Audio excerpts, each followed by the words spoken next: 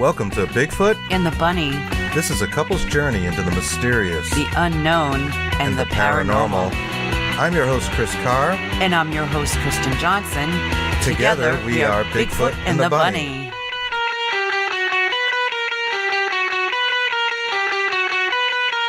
Happy Thursday and all that good stuff.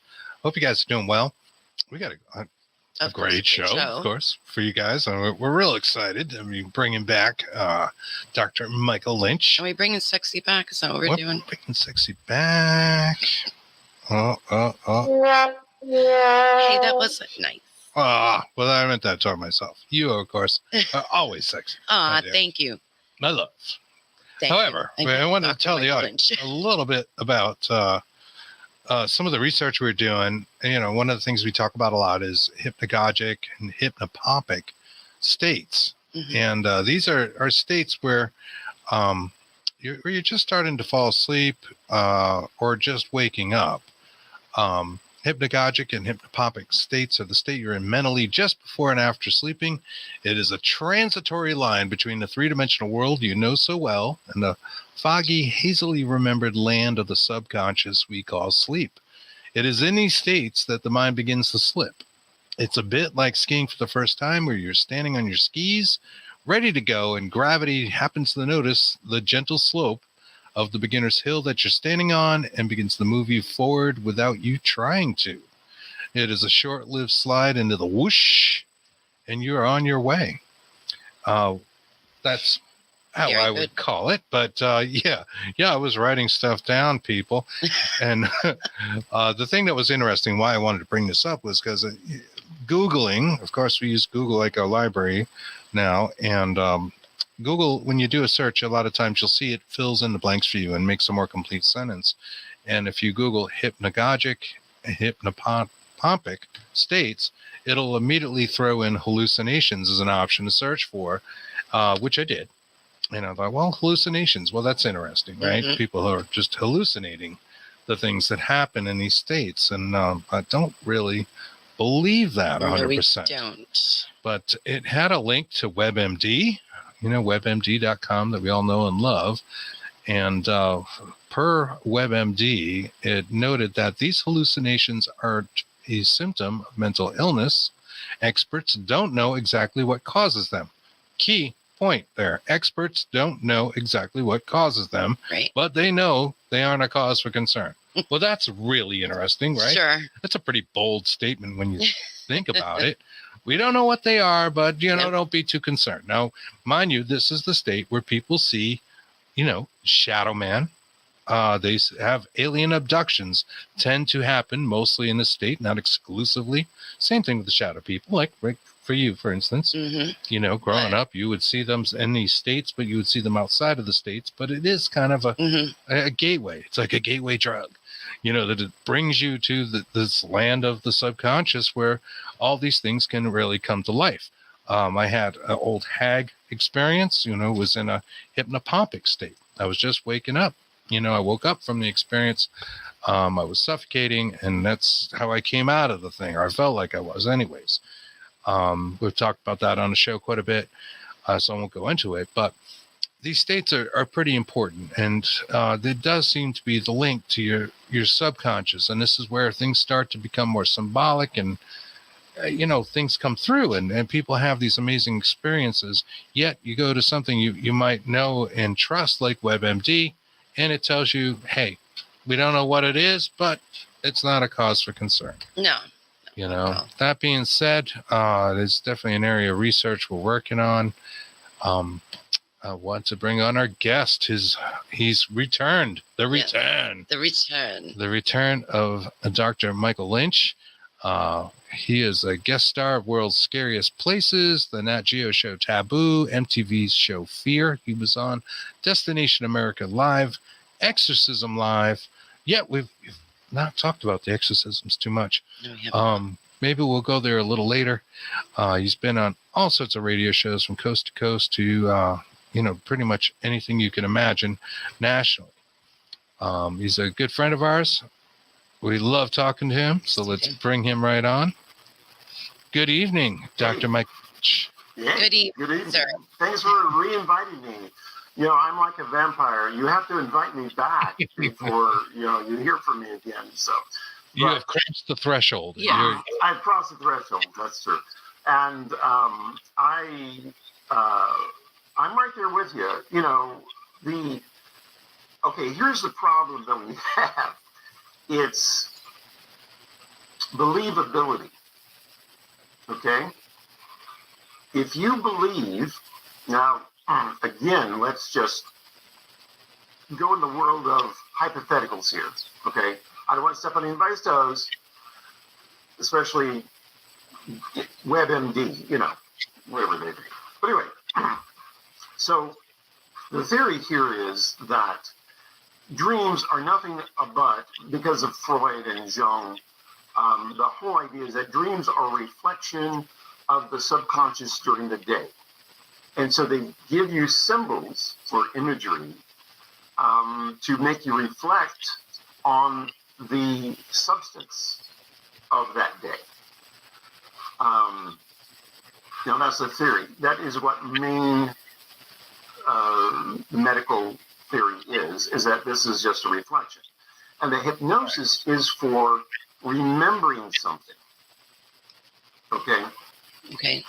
Now, John Mack, and he's got several books out there, he's dead now, but John Mack took under almost 100 plus people, and he hypnotized them to go back to an alien abduction scenario. Now, John Mack was a Harvard trained psychologist. He was a teacher. That's right. Was, by the book, cut and dry. And he got into trouble not because of what he was doing with hypnosis. He got in trouble because he was breaking the threshold of, do you believe in alien abductions? And most hypnotherapists and psychologists do not believe in alien abductions, and they don't believe in near-death experiences. There's a lot of things they don't believe, and in the hypnotic state or hypnagogic state, where you can train your own mind and you can recall all this information, that is like self-help. That's self-help. So you can deal with the trauma of the state of what you're dealing with. So if you were abused as a child, hypnosis is good to go back, relive that trauma, deal with that trauma psychologically, because you're an adult now and you have adult abilities to grasp those concepts of that abuse, and then you can deal the whole with scenario. Yeah. Now, this is just not for you. This is not for you today. This is for you 10 lifetimes ago, when a donkey hit you in the head and you died. But before you died, you had a brain aneurysm, and then you developed migraines. And so in this lifetime, you have migraines, and you don't know where they come from. You don't know how they got there. But if you have a past, go get hypnotized, follow that migraine back to its source. You'll find back in ancient Greece, when you were a trader of pottery or whatever, Sure. a mule kicks you in the head, and you have migraines for every incarnation afterward. Okay. Now, under real hypnosis, you can go back, you can manipulate that memory to where it will have no effect on you. You'll see the memory, it'll all happen, but it will have no effect. When they pull you out of hypnosis, your migraines are gone. Okay. I've seen the same thing happen with arthritis, where people go under hypnosis, hypnagogic hypnosis, straight through, and they go back to the source of this arthritis. Well, they come to find out that a couple of lifetimes ago, you died. You would die of arthritis or inflammation of the joints and things like this. Rheumatoid arthritis, and you would just become in so much pain that you would actually just kind of die. So if you're developing rheumatoid arthritis at a very young age, like in your 40s, or even children now develop rheumatoid arthritis, that they can actually take them back find the source of when this all began and pull it right out of them, and they can walk out of the room with absolutely no pain whatsoever. Okay? Right. That reminds me like the thing of where a person might have an unusual birthmark and perhaps they were stabbed there in the past lifetime. Yeah, if you want to talk about reincarnation, there's a 600-page book out there, has photos and everything from an author in India that talks openly about reincarnation and the scars in the new life. You know, okay, so we get to a point where memory, our spiritual conscious memory, remembers that to such a point that when you get into this body, it will manifest. So your body becomes compliant to your memory, and your reality becomes compliant to that thought. All right, this seems to happen at like an embryonic stage. Oh yeah, we're talking about birthmarks and stuff. The embryo is maybe more aware than we know.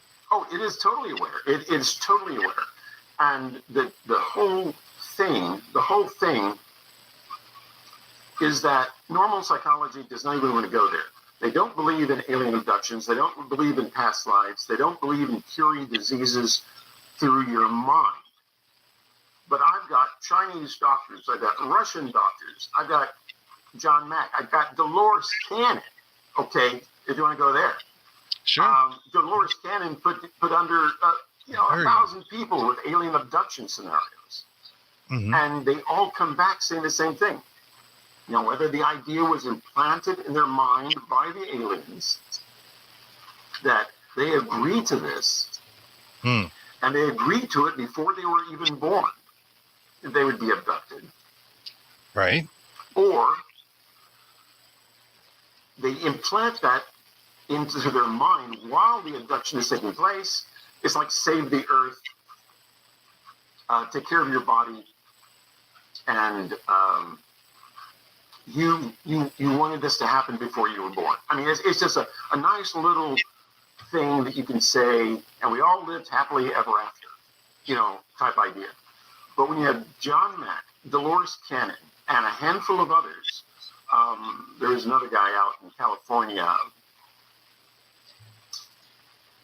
Goldberg, something like that. Anyway, he did hypnosis therapy like this. And people were actually describing the entire alien abduction.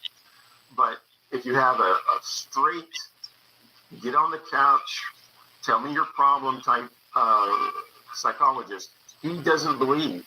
He has to, in one aspect, he has to be neutral. He can't take sides. He can't voice an opinion. And I understand that. You are neutral. Okay, but that doesn't mean you can't cross that threshold and say, where do you think this memory came from? And if they say near a past life, well, then you have to run with that, or you're never going to cure that patient. If they say alien abduction, you just have to run with it, and that's what John Mack did. I think that's why the pages add up, and you've got logbooks and all these records of the same phenomena occurring over and over. If we're talking about things like embryonic manipulation, I mean, that does sound like a little bit nefarious. I mean, let's call it what it is, right? I mean, it sounds a little bit like breeding programs and implanted memories and that sort of thing. But those states do seem to be a direct link to your subconscious, which does seem to be the thing that unites us all, right? It seems like the subconscious gets out there, and that is the thing. That's the thing where you're tapping into. If you're a remote viewer, you want to tap into the subconscious, because the subconscious does know what the target is. It doesn't matter how esoteric the target name is or whatever. It can be as random as it can be. It doesn't matter. The subconscious knows. But wow, they're playing with embryos. Well, yeah. I mean, you can't. I mean, there's nothing stopping them if that's the way. But if you look at it through reincarnation, they will. There was a case not too long ago. I think it was just before COVID came out. There was an astronaut in one of the space shuttles that came back down to Earth and blew up, and it spread debris all over Texas. That was that shooting star kind of thing. One of the astronauts there was Indian. Okay, and about 3 years later, a little girl was born in India, And she claimed that she was an astronaut and that she was on the space shuttle when it went and blew up. She actually gave the name of her former self. And so her parents took her to this other astronaut's parents and said, I think this is your little girl. Can you put this together? And she did. She said, exactly. Yeah, you're my parents. This is your names.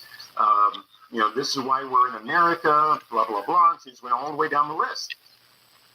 Other things like this. There was a little boy who loved airplanes. And after they're hypnotized, they go back to that life that they were in such a trauma with, and they have to relive it. But then when they come back out, if they can't let go of it, because it was their memories, it was their former self, then that's just part of who they are. Wasn't he in World War I or World War II? I think it was. Yes, I remember the story. Yeah, on a funny aircraft carrier, like the Tacoma. No, not Tacoma. Right. Tacoma, but something like that. Yeah, it was off a carrier, and he knew like all the people in the squadron and who he was flying with. He knew all their names, and they took him back to a reunion of that squadron, and he knew all their names. He knew who they were, and they dressed him up in a little uniform, and he just fit in. So it's weird, but it's cute. It's bizarre. They went out and had a ceremony. Tell you how traumatic this was. They go out to the place where he's supposed to crash somewhere around Okinawa, and perform a ceremony to let the spirit go. But what they were, trying to do is just suppress that memory, just have him deal with that trauma, and then come out of it. Do you think that helps when they try to let the spirit go? No, not really, because he's not being possessed. That's just him. That's just his consciousness. If you could remember all your lifetimes, let's say you had 10 lifetimes before this one. If you could remember them all, you'd pick out the good and the bad, and the good lessons and the bad lessons of each lifetime. And as they come together, you know that fire is hot, and chickens lay eggs. You'll develop these things, and then when you're born again, you just retain that. That's just part of you. That's who you are. It's like taking another passion of yours and then just not, just suppressing it. And right. I can tell you, back in the 70s, a lot of housewives suppressed a lot of things with, mama's little pill. Yes. But, it was Valium. It was Valium. That's how psychology. Yeah. It was Valium. It was Thorazine. Prozac was developed. Yep. But the doctors who prescribed Thorazine in liquid form, you can still get it today in an eyedropper and take, to reduce your anxiety. I mean, it's just a natural product. Lithium is what is made out of lithium. And lithium batteries are now in competition. The pharmaceutical company and the lithium battery companies are now in competition because they're after the same lithium. All right. And it's very hard to dig up and process, So the more batteries we make, the less medicine we have. But it's interesting. Some of this stuff lends credence to ideas of life is a simulation theory. It is. That you're playing the same game. It's like Pac-Man remembering chomping the dots 3 games ago. Deja vu is a typical. Came across Iggy. Yeah. Deja vu is a typical. Thing that runs through the mind. I've been here before. I think I've been.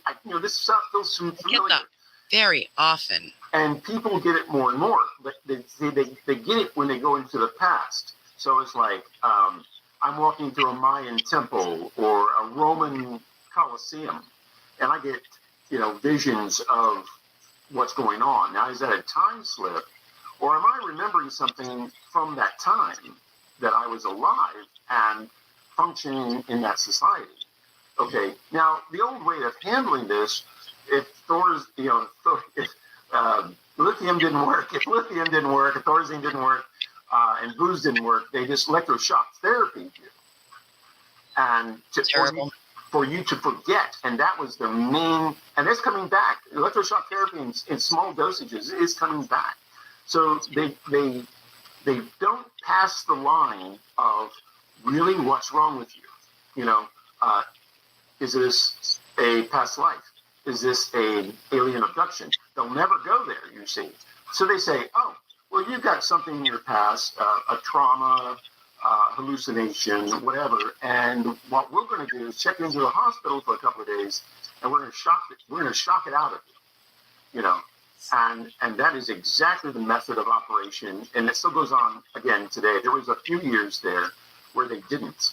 And this is where, well, I hate to bring up the 70s, but this is where back in the 70s, people didn't have these problems because they were smoking weed and taking hashish. You know what I'm saying? And these were natural, organic ways of dealing with stress and problems. Sure. Okay. Well, I'm pretty sure they do those things. Yeah, but because of Richard, because of Richard Nixon. Sorry about the politics. Yeah, right. He started on drugs. He banned. Yeah, and the U.S. government owns the patent to a strain of marijuana, which they grow in Arkansas. So they grow the best marijuana in the world, and it's in an acre fenced up down in Arkansas. But anyway, all I'm saying is they know that there's natural ways of dealing with stress, anxiety, and trauma. Okay, and they will never cross that line to find out what it is. It's just a big, hamster wheel. So there are a handful.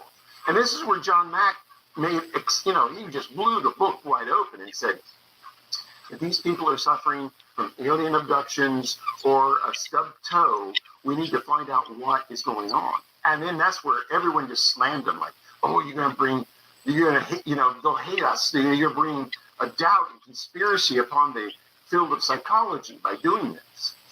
Right. It wasn't taken seriously by some of his peers. Yes. It was just so outside. And, that's the whole thing. Science can't grow if we don't think outside the box, right? That's right. If you can't push the boundaries of new science, which we are at right now on the threshold, not only pushing them, but implementing them, then you have to look back at the whole scientific community.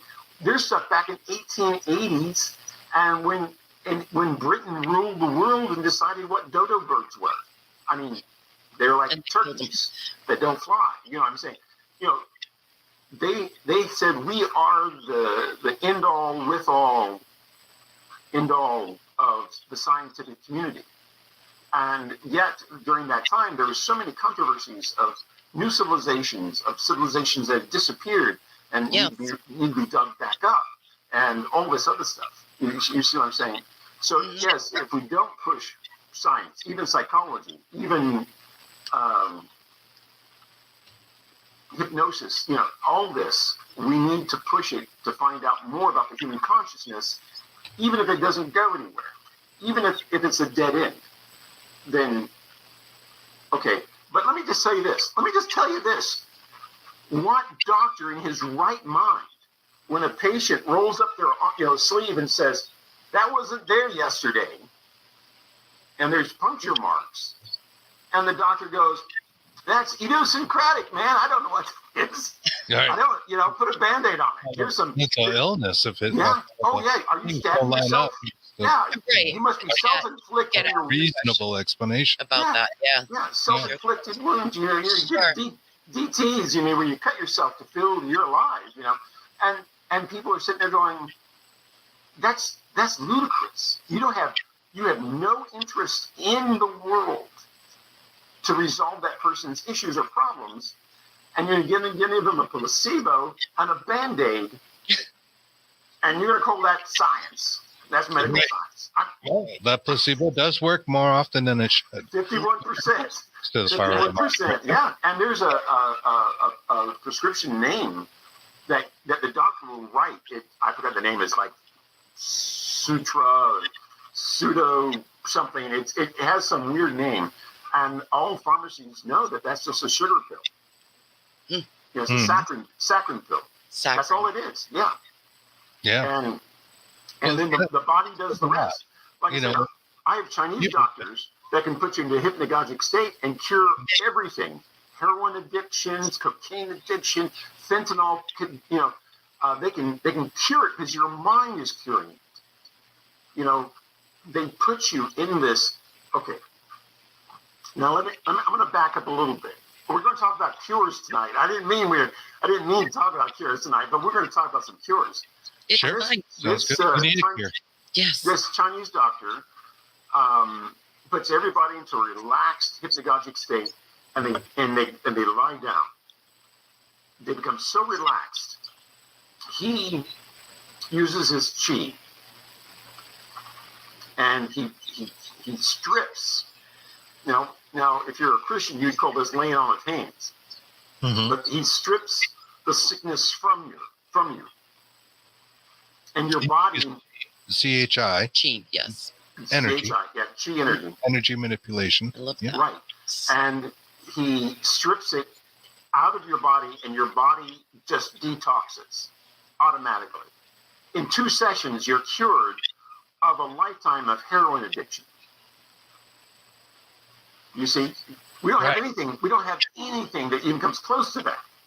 Okay, 2 days, two sessions. Yeah. You can't beat the mind. You can't beat the mind. The mind controls it all. But what we've done in America, I'm going to step on a lot of people's toes here. I'm sorry about this, but this is the truth.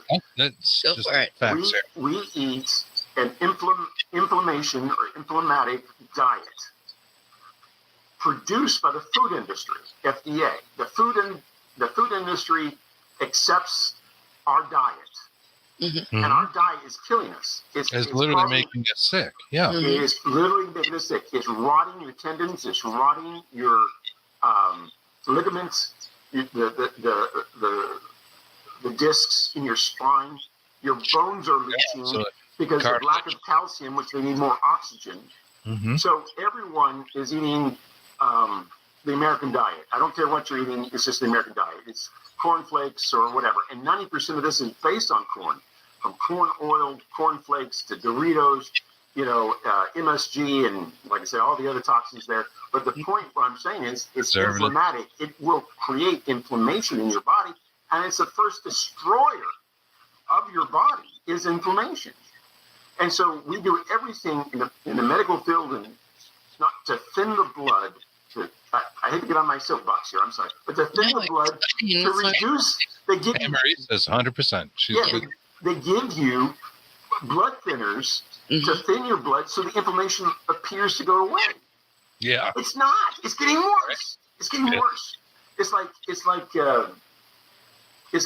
I'm going to give you a pill for cholesterol and say eat all the butter and ice cream you want, drink all the milk you want, Mm-hmm. And cholesterol is a sign of lack of oxygen. It's a pure sign, and it's like, we don't need any more corn in our diet. We have corn-fed beef. We have corn oil. We have that sugar they make out of corn. Corn syrup. Yeah. Corn syrup. It's all in our diet. Every Snickers bar, everything we have is enriched with corn or sugar. And the Native Americans, as far back as the Aztecs and Mayans, traded in corn. They didn't really eat it as much, but they traded in it. Okay, so corn is sugar. It's basically sugar. We make moonshine out of it. We make whiskey out of it. So the whole thing is that everything you touch, vodka, is made out of potato mash, which is inflamed. It's inflammatic. Corn oil. All this stuff. Okay, so we've got all these hormones in our beef that cause inflammation. You see what I'm saying? Mm-hmm. And people get in their 40s and they're 40 to 45, and they already are picking up pains that a 6-year-old should have. They're developing the same symptoms as a 6-year-old, and they're in their 40s, and they just say, "Oh, I just can't do that." You know what I'm saying? Right. Well, it's marketing. We have the same illnesses we had then, but we have the drugs to keep us going a little longer, like you mentioned, blood thinners, and that keeps cholesterol breakers. Beta blockers. Clogged arteries. Yeah. So you live a little longer, where in a past age, that would have just been it, and you'd have been done at 30. Well, yeah. If you're working on the pyramids, you were done at 30. if you're just running through the jungle, you could probably live to 50, 55 doing pretty well. As long as they fight you. Yeah, and as long as you didn't get eaten by a lion or a tiger or a bear. Jaguar. You know, or another tribe that happens to be cannibals. Ooh, that's true too. Yes. You know, and the the sacrifices that they used to do down south. You know, pull out your heart and everything to feed to the gods. So the whole thing is, I don't get any respect, is what the whole thing is. Anyway, the whole thing is. Dangerfield. Yeah. Yeah. The whole thing is that we have in America everything you could possibly ever imagine. You know, our Walmarts are filled. Our Targets, our Costco's are filled. You know, we got everything to think of in every variety. Okay, and yet we have the worst diet on the planet. It's true. Yeah, we do. We do, all in the name of marketing. Now, we did have a comment out there. Yes. From Adriana. Says something different, a medical doctor, no paranormal. No, that is not quite the case. We are getting into the paranormal here. And I don't believe you are quite a medical doctor. No, I'm not. No. I'm a psychologist. Psychologist, yeah. And so the thing is in medicine, I'm going to tell you the first book that ever came out on near-death experiences was written by a doctor. And all he did was, when people came back from a near-death experience, or close call, as he would say, Raymond Moody is the doctor. Raymond Moody has produced several books. And Daniel Brinkley was one of his main subjects. He saw almost for 2 years straight, like once a week or once a month. And Raymond Moody had this, it wasn't a class, it was like an AAA meeting where everyone got together who had a near-death experience and who couldn't quite tell their families about it. So in the land of Christianity, when we're talking about God and angels, these people were afraid to talk about near-death experience. Man. Okay, so Raymond put together these sessions where people could just talk about it. Oh, this is what happened to me, and I saw Aunt Martha. I saw these angels. I saw someone that reminded me of Jesus, blah, blah, blah. Right, which is a paranormal experience. Right. You got to take it in those terms. You're seeing things that don't, other people are not seeing. Right. And you're having spiritual communication. And at that point, they would dub you nuts. A lot of people went into the they were dubbed nuts. Oh, yeah. family. So here's Raymond Moody, a medical doctor, an MD, and he's listening to these people. And of course, he's not a trained psychologist, but I'm sure that he can see if they're lying or not, or if this is an exaggeration. Sure. You see what I'm saying? And he's looking at them like, okay, these guys have had an experience that psychologically they've never experienced before, or they don't know how to deal with it. Okay? And so he was just having these sessions so these people could just talk about it, breathe about it. But I talked to a friend of mine, and his mother had a near-death experience. She waited 20 years. 20 years. And then at Thanksgiving, she goes, remember back in 86 when I had that operation? It all comes out of Thanksgiving. All comes out of Thanksgiving. Color purple, everything comes out of Thanksgiving. But I'm just saying, it's just these people were not ashamed of it. They were afraid of it. And they were afraid that other people would look at them funny. And I'm sitting there going, if you've gone to church all your life, I don't care if you're Muslim or whatever, Hebrew, Pentecostal, name it, and you're afraid to talk about near-death experience, which is all, steeped in love and mercy and forgiveness, and you're afraid to talk about it because it may ruffle some feathers in the Christian church or the Muslim church or whatever, that's lunacy. That is lunacy. That's not the person who's crazy. That is everybody around them that is crazy. Right. And that's a fact. Okay. It's like the guy who goes to the. I went to a couple. Actually, I didn't have a paranormal problem at the time. I was just getting into understanding the paranormal, And I went to a paranormal group session, which a friend of mine, a psychologist, was giving, and he was just wanting people to talk about their paranormal experience. And it could have been anything: ghosts, phantom, shadow people, you name it. And I was sitting there taking notes. I was the only guy in the room taking notes. I don't know why anyone else was, but I was taking notes. Anyway, and so everybody there talked about their paranormal problems. I bought this house. It was riddled with ghosts. I bought this car. It had a ghost in it, or whatever. And it had driven them to the edge of their sanity. Mm-hmm. And I have seen.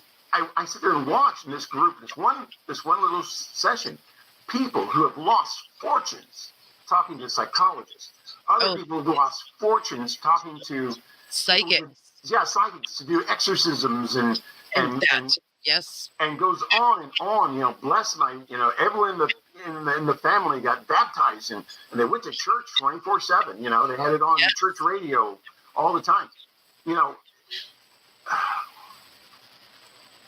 There are things greater than all your imagination, Horatio. There are far things greater than earth and sky, Horatio. And that's what people don't understand is that. Okay. Now for everyone out there who doesn't really know me, I'm going to break it down into two factions, and this is what the war is right now. In modern science, whatever you want to call modern science, whether we're talking about dodo birds or whatever, there's two types of scientists, and I want to make this clear. Mm-hmm. One is materialism. This materialism, okay? This pen is real. It's made of material, and I believe that they're real because I'm made out of material. And therefore, this desk is made out of material, so it's all real. It's real. I just accept it. It's in the 3D matrix. We're in the 3D matrix, and I can break that down to it's nothing but geometric Mellenbrot sets, fractals. It's nothing but fractal geometry, and it just goes. The whole concept of architectural intelligence in our universe is a fractal. That's all it is. It's just a fractal. It's just fractal mathematics. Anyway, okay. The other set, the other people the materialistic people hate these guys because we deal in energy. Flat out plasma, straight out energy. Energy. Mm-hmm. That's all we think about. That's all we know. That's where we're going. That's the breaking down of that box is energy. That's all we deal with. And so when I wrote the equation, like others in the science field wrote the equation E equals I, it solved 90% of the paranormal. Energy equals information. Now, materialism, you don't get that, not unless you're talking about the synapses of the brain or brain mapping or brain patterns in your spinal cord. Mm-hmm. That's when energy equals information. Because it's a data loop. I touch something, it affects my senses. Therefore, therefore it's real. Okay. It's a hard thing to measure, right? Yeah. So it gets complex because everybody has a different experience. Right. But I totally understand what you're saying. Where you're going with that? Mm-hmm. Okay. I do. It's like, where we're all bound to, the Lord phone, God phone. Oh, I got mine around here somewhere. It's mine's on the other. Our link to the outer world, even though we can see it with the senses that may or may not be God given, depending on. Okay, when you pick up that phone and you put it next to your head, just remember there's 100,000 cell phone signals going through your skull plus that phone. That's right. Right. It emits. Yeah, sure. I mean, standing near your microwave when you cook something, throws an immense amount of EMF. The paranormal investigators out there in the audience, I'm sure you've taken your K2 near a microwave when it's on, and that's the most haunted microwave in the world at that point until it dings. Remember the old computer screens had the tube in it, Yeah. the big ones. Oh, Okay, sure. you put a K2 meter or EMF meter by that, man, the bleed was so bad. I mean, people were getting radiation right through their bodies, and they didn't even realize it, Wow. But that is the crazy thing about the paranormal. We uncover all of this other crazy energy that is really harmful to us. But it's like cigarettes. Well, we don't know if they cause cancer, but we definitely know they cause emphysema, Right. So Oops, sorry. It's twice. So maybe all this, stuff we've got is really damaging it, just damaging our cellular DNA, just like everything else. And if it gets damaged, if our DNA gets damaged and it starts to reproduce itself, then it reproduces damaged Michael Lynch. I'm damaged. Right. I'm Generation damaged going goods. forward. Right. Yeah, right. You can create some sort of, problem there with the generations going forward. Certainly. Sterility. That. Sterility. Yeah. That's what's happening. Sterility. Yeah. Well, there's less interest in having children too now.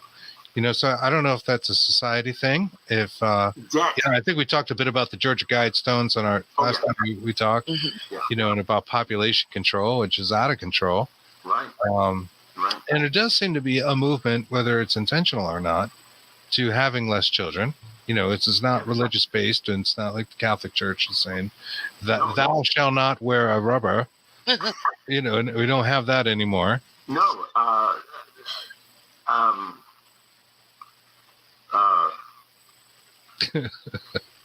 Well, that's a long rabbit hole, but let me just tell you, there was a guy named George Green, and you can look him up, George Green. He's got a lot of videos on YouTube. And the last time I heard about George Green was that he got his ticket to go to Mars. And this was about 10 years ago. But George Green said that on Monday, he went and talked to the people that wanted to save humanity. And on Tuesday, he went and talked to the people that wanted to destroy it. Wow. Yeah. So- on Wednesday, he sold the patent. And on Wednesday, they made the profit of somewhere in between. Somewhere in between. Yeah, Somewhere in exactly. between, they made the profit. That's right. And you cannot say we didn't have a 20-year war just to be poor. Mm-hmm. That doesn't make some sense at all. We're being nice to the Afghanis by destroying their country for 20 years. Penny Harris says, dang, I never thought about that. And I think she's referring to the microwave. Yes. And I use it all the time. What about the coffee pot? Not as bad with the coffee pot. I said, No. oh man, we're all The screwed. thing is, and a kind of underlying theme through some of what we're talking about here is that in this 3D world that we live in, our experiences that we get through our senses is very, very limited, and that's something That's right. we talk about a lot. Yes, It's we just do. very, very limited as to the scope of what's really going on around you. You just can't perceive it. You don't perceive the Wi-Fi signal going through you, the Bluetooth, or all the different signals going through you. And it's not to say 5G is going to make you crazy.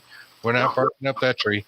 It's just that already right now in your own environment, there is so much going on that you can't possibly, your brain cannot interpret. Can't process Can't take it in. It's Doesn't see it, you doesn't can't know. see it, you can't feel it, no senses are involved with this at all. So Well, then you must be crazy. right. You must be So I need crazy. to that lithium or Thorazine or something. All right. Yeah, exactly. we all end up We all need a with- pill. We need a Mr. Happy pill. Okay. That's it. Similar. Now, when I was growing up, there was only 5 senses. And then the 6th sense was the paranormal. It was the spiritual sense. It's just the spirit that the church kind of locked up and not told anybody about. And we were never supposed to talk about the 6th sense. Well, but Rod Serling could talk about it. Isaac Asimov's theater could talk about it. Alfred Hitchcock could talk about it. Sure. It was fantasy. It was Right. fantasy. Okay. It's fantasy. Okay, but when we say no, the sixth Hear it, sense, feel it, the touch it. sixth sense is real, Mm-hmm. and it's not a lucid dream. It's not a lucid dream. Right. It's a reality. It's in our reality. It is a reality amongst itself. Okay. Mm-hmm. So a lot of people get on to me about a lot of things, but here, I'm just going to put this out for you. I'm going to put this out to people who don't trust me. Now, we wrote the equation for consciousness, and then we wrote the equation for E equals I, which explains 90% of the paranormal world. The 10% we had to narrow down to find what the paranormal was made out of. Now, we all knew by near-death experiencers and other people, you knew that it was love. Love. And Jesus and John talked a lot about love, okay? And forgiveness as well. Okay, so we went through every signal that we could understand. Microwaves, RF, FM, we go down the list. There's over like 5,000 known frequencies. And then there's one that meets all of the bill, and it was tachyons. Love is tachyons. Tachyon wavelength is love. And tachyons come from outside of our universe. They inundate everything. They go into the future and into the past. And they help technical remote viewers get to where they're going, as well as angels and you. Okay? Yeah. So it all came to me in a flash. I said, what did they do back in the 70s? You know, because I'm like a little history buff. Back in the 70s, they said something like, okay, here's pyramid power. And if you put wheat into a pyramid, it slows this aging process. And the Russians did a lot of this work. Okay? So then they said, well, I'm going to put a grape into a pyramid and see if it, put the grape outside, put the grape inside, and see the differences. Okay, the grape in the pyramid slowed its aging, did not decompose. Okay, so I'm going, oh my God, this is great. And I said, what about in Atlantis, Thoth, the last priest of Atlantis, talks about the Atlantean temples, and to have an out-of-body, you can't have an out-of-body experience. If you didn't have an out-of-body experience, you couldn't be a priest. Okay? Mm-hmm. What does everyone talk about when they talk about Atlantis? From Edgar Cayce right on to Baklava, that Russian chick. But anyway, all I'm saying is it was crystals. Always comes out crystals. Crystals is that. I get it. Very important, yeah. Very important. Okay, so we put it all together. Pyramid power, crystals. What are they doing? They're focusing tachyons.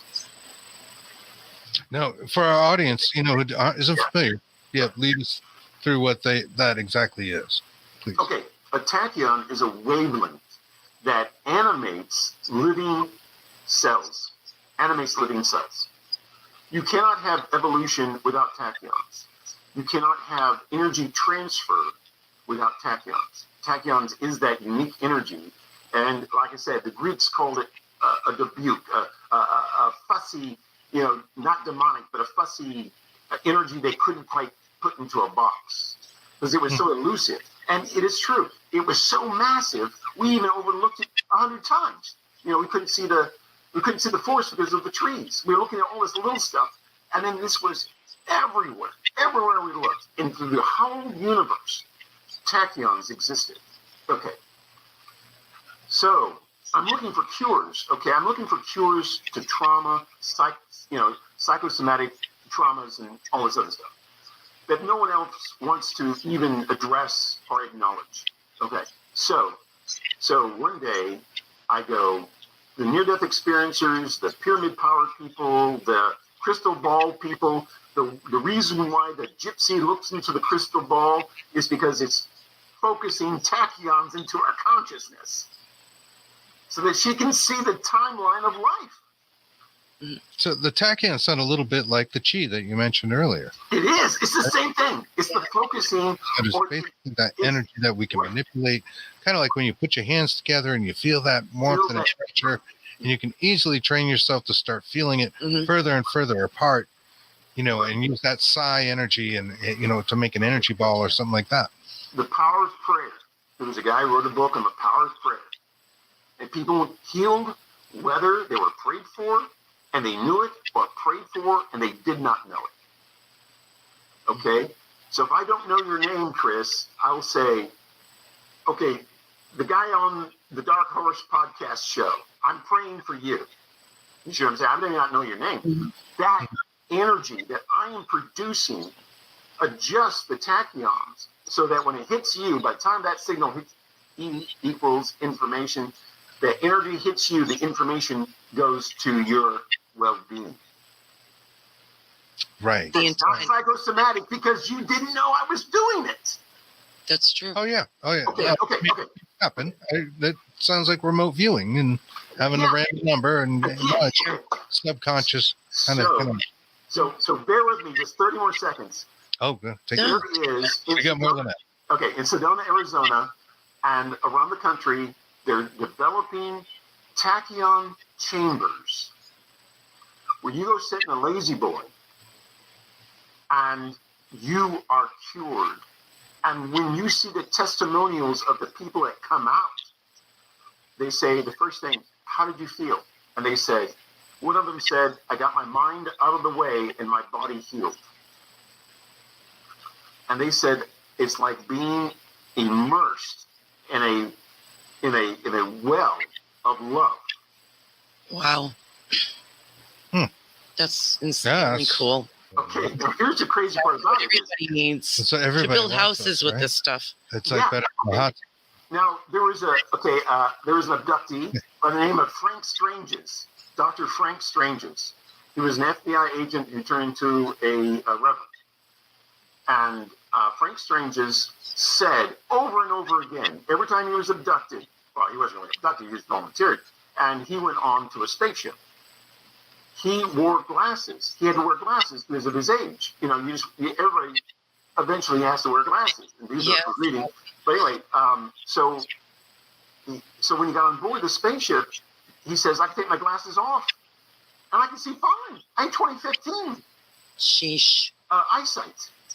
Okay, but when he got off the ship, he had to put his glasses back on. His body just slowly reverted back, and he had to wear his glasses again.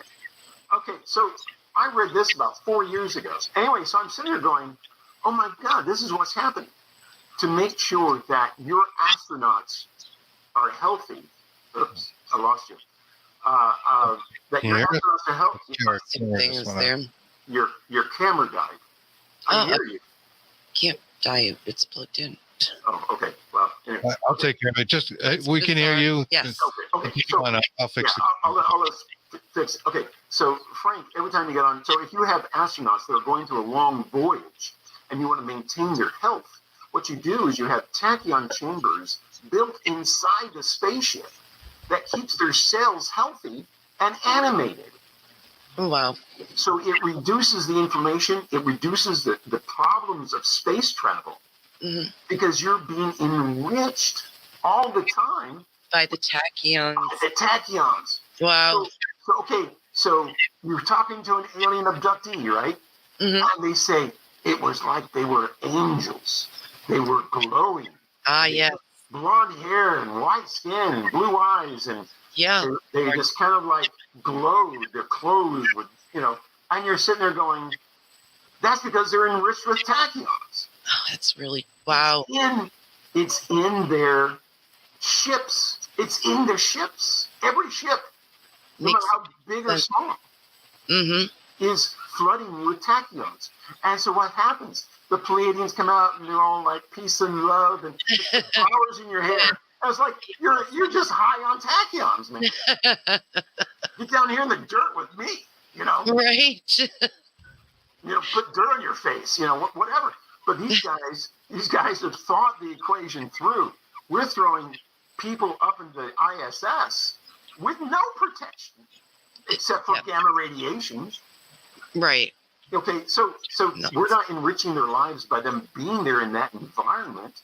We need to get tachyon transmitters and generators and focus in on these people in order they remain healthier.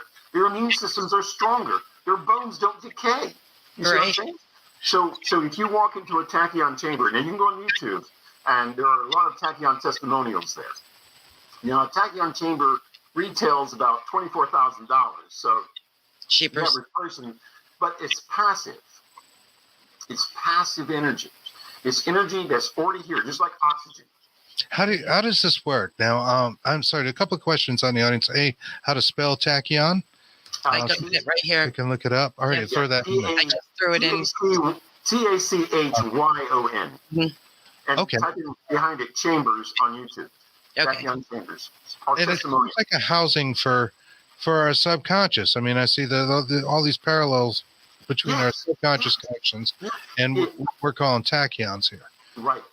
It is the essence. I'm not going to say it. Okay. Okay. On the old Model T or Model A car, you had to crank it by hand. Right. It was a hand starter, right? The tachyons in the entire internal combustion engine, tachyons is not necessarily the fuel. It is the starter that starts the thing. And then it just runs on its own after it gets started, you see. And that's how tachyons work. They start the process and then they maintain it because they're always in our environment. Yeah, bridging the connections. It is one of the only energies that inundate us from beyond our universe. So it's coming directly from the afterlife. There's just no other question about it. There's no other universe that's emitting this. Okay. And How do we know that? We've got sensors. Okay. And okay, a lot of people are looking for the God particle. Yes. There is no such thing. It is a wave, and that wave is tachyons. That's it. Now, did tachyons make carbon? No, they didn't. But tachyons was the match that started the whole thing and maintained it as it inflated.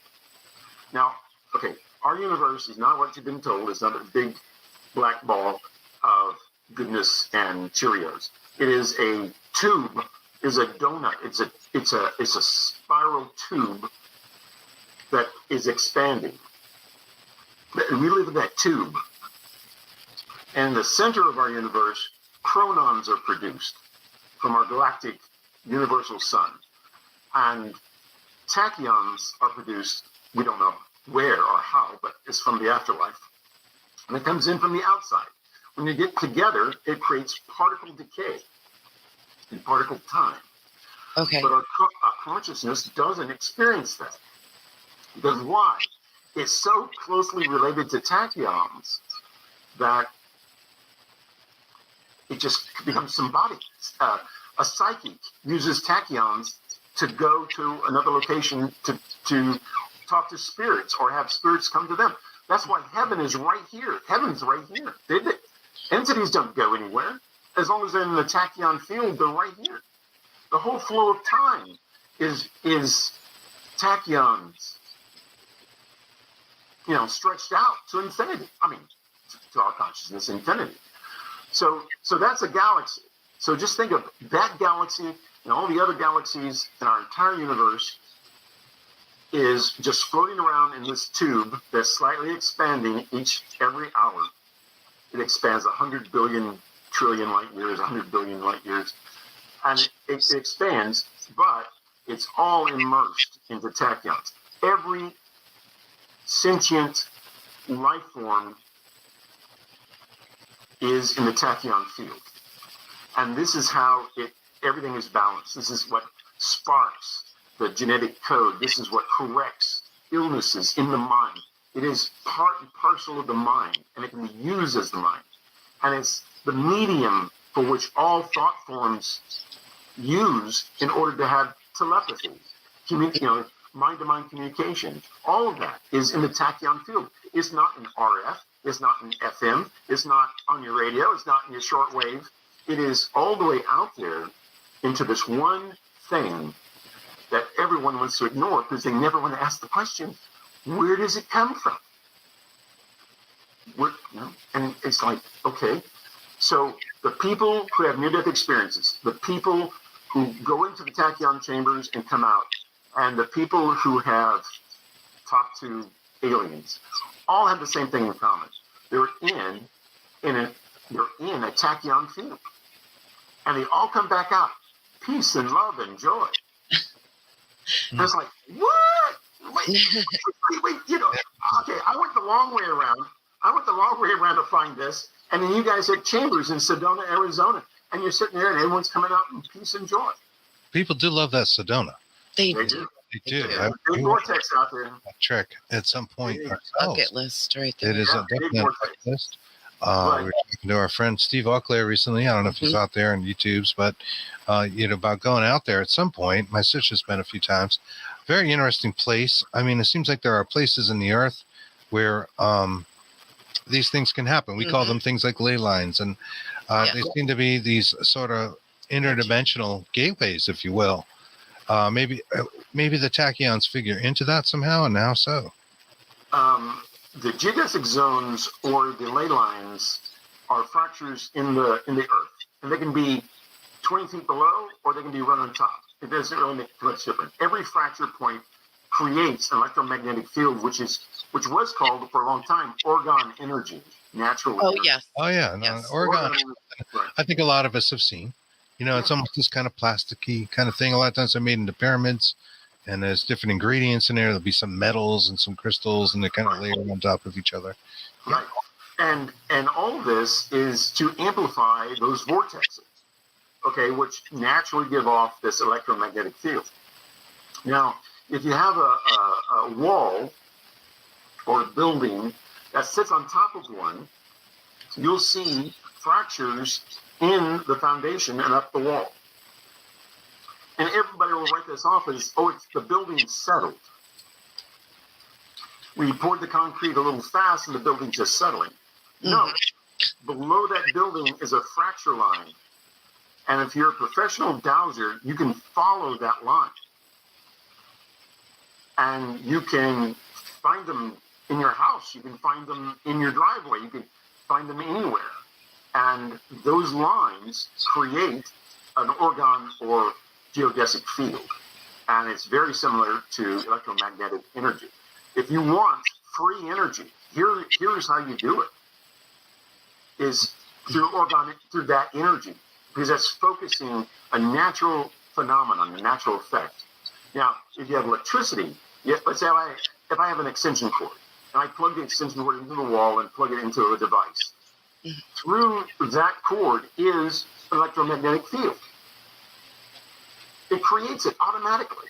Your breaker box will create an electromagnetic field. Okay, now some of this Have a magnet coiled around itself, especially if you involve a magnet. Right. That's how speakers work. That's how speakers work. That's how radio receives signals. That's the whole thing. And the more you show it, that's fractal based. It's just not a thing in the air. It's all fractal based. Then you have the ability to focus in on that wavelength. Like sound is really 3D. It's not a wave. It's 3D. It's a 3D transmission.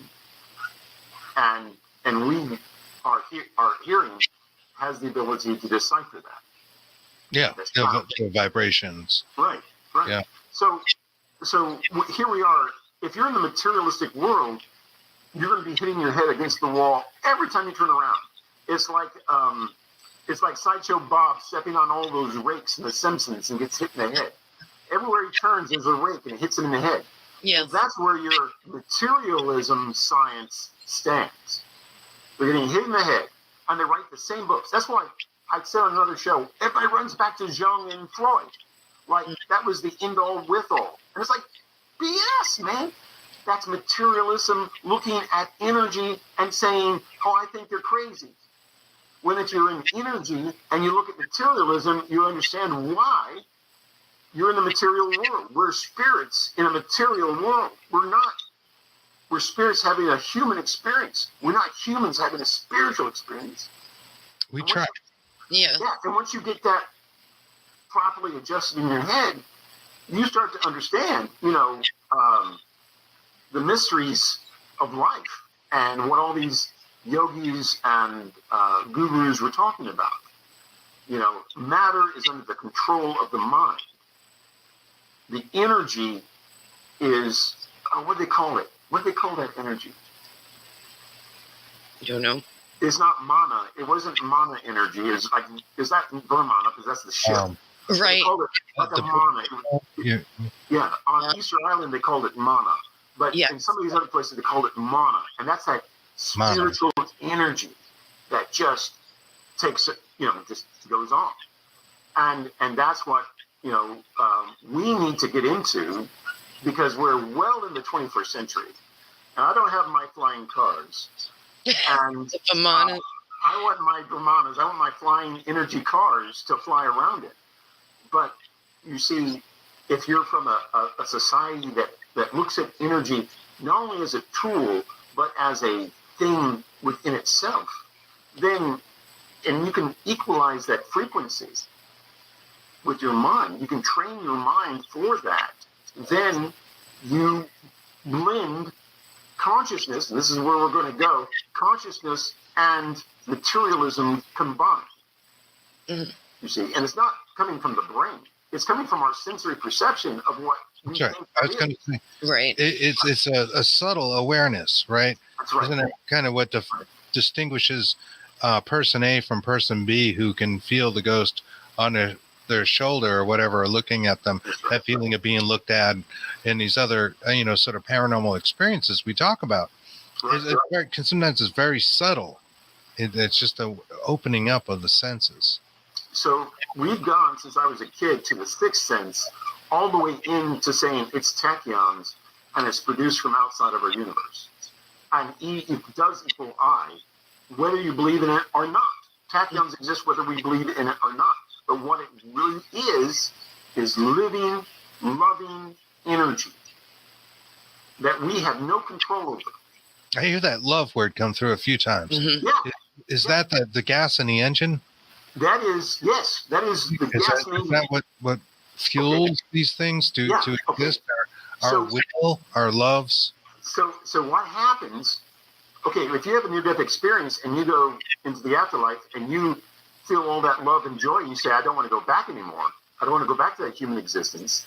They'll say, oh no, you've got to go back, but this is what's waiting for you. All this, love, peace, and joy. And so they go back. And when they have a near-death experience, Tom Sawyer is one of the classic cases. A car dropped on his chest and killed him. And when he came back, he said, I had to deal with all this pain. Daniel Brinkley did the same thing. He was struck by lightning. God struck him. Zeus struck him with lightning, and it took him 2 years just to walk and see again. But when they came back, they said, dude, you don't die. I was sitting there amongst other people in an auditorium, seeing the future. But when they came back, they had a totally psychological shift. Daniel Brinkley, Tom Sawyer, bad guys, being demanding, rough. And when they came back, they're as calm as a kitten. They're just easy to talk to. They're comfortable people. Mm. And Daniel has spent the rest of his life, or his purpose, was to develop hospice for dying veterans. And I didn't know that. And they told him that's your purpose. And he goes, I don't know how I'm going to do that. I have no idea how to do that. And they said, don't worry about it. We'll provide the way. Now that's a lot of trust from an ethereal creature standing there who's telling you about your destiny. You see what I'm saying? Right. Wait a minute, when I go back, you're not going to be with me. And, they said, oh no, we're with you all the time. And that's where synchronicity maybe comes into play, right? And the synchronicities of life and things just kind of fit all of a sudden. All of a sudden, things start to click. Yeah. Right. And mesh, and whether you're a medical doctor, there is a storm outside. My internet may slow down. There is a medical doctor,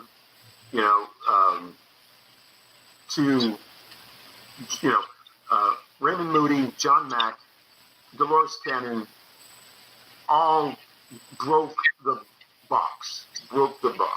Mm. And they were laughed at, scorned at. Well, we burned witches too. So, so that's why I'm saying some of us still do. Oh, that's what I wanted to talk about. Culture is quite a thing, right? Talk about dreams on Netflix. there's a new series called The Sandman. Oh, we Oh, love we've that. seen it. I used to collect the comic. Yeah. Yeah. Okay. Back in the day, I read a few of those comics myself. You know, I didn't buy them all because I was growing up and I thought that was a little kiddie. I had a nice collection at one point back in the 90s when they were new. Big fan of Neil Gaiman in general. Loved American Gods as well. But Sandman is awesome. Series. Go ahead. Yeah. Oh, yeah. And the whole idea is that, okay, if you watch that series, it gives you a little hint that monsters in your subconscious are created for you to have an experience, so you'll be braver in the waking world. And I think that's very interesting viewpoint from the Sandman concept. Yeah, most definitely. You got to conquering fear. It's right, like you said. But those things exist Courage on their own because they're supposed to exist, so you have the experience. That's right. Now, the American Indians always say, "This is the dream world. We're in the dream world now." And when we die, we go into the real world. We wake up from the dream, and we're in the real world. Now, the white man didn't understand that, okay? Because he was materialistic, and that's why our civilization is going to fail, because we have finite resources in a materialistic mindset, and it will destroy us because we'll print way too much money. We'll breathe way too much oxygen. We'll kind of cut down way too many trees. We're just extremists. I don't know of a materialistic person who's not extremist. Fast is not fast enough. High is not high enough. You see what I'm saying? Mm-hmm. And so the whole point is, maybe we are in this dream, this particle, digital world. We're in a dream. Okay, so let me just say this. I'm real. Okay, well, I'm a materialistic person. I'm sitting here. I'm in my material. You're in your world, your materials, right? But the watcher who's watching this program sees us as a digital memory. Yeah, that's right. Wow. So we're creating our digital ghosts in our digital heaven by having this program. That's really trippy when you really think about that. So I'm real. Okay, I'm real, but I'm in a box here. I'm in a box that doesn't exist. It's digital. It's a form of reality all its own. In a heaven, all of its choosing. Because there's other paranormal programs right along with mine. Right along with this one is like 5 or 6 or 10 others. So it's a digital ghost, a memory of a material person, reality. So subconsciously, the collective subconscious of the entire globe is connected. If we just know how to connect to it, plug in.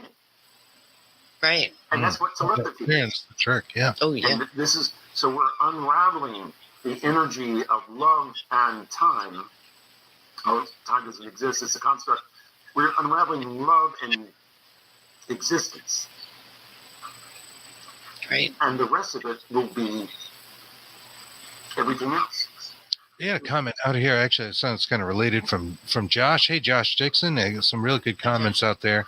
And speaking of that digital bit, he says, what about AI computer they sent up to circulate a major satellite, like a moon, billions of dollars, and it took over an actual person and started attacking the satellite with missiles, and I think it hit it.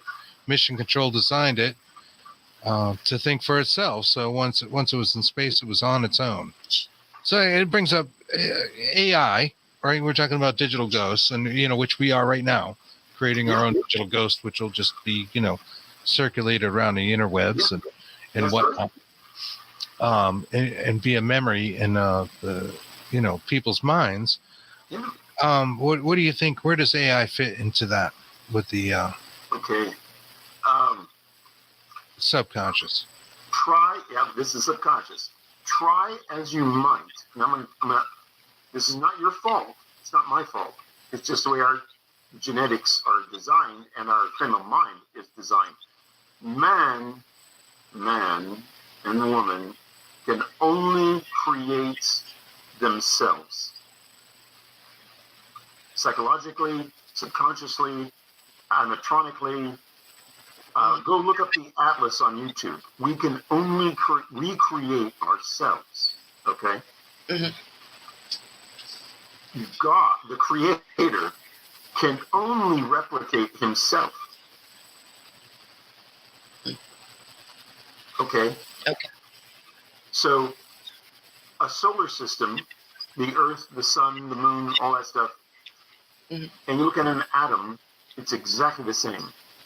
Right. Yes. And that's what I think of when you say fractals, and it's like The patterns fractal that. geometry, right. The repetitive pattern comes from the original intelligence to create it. Now, it created carbon, and that is the base material that runs through the entire universe.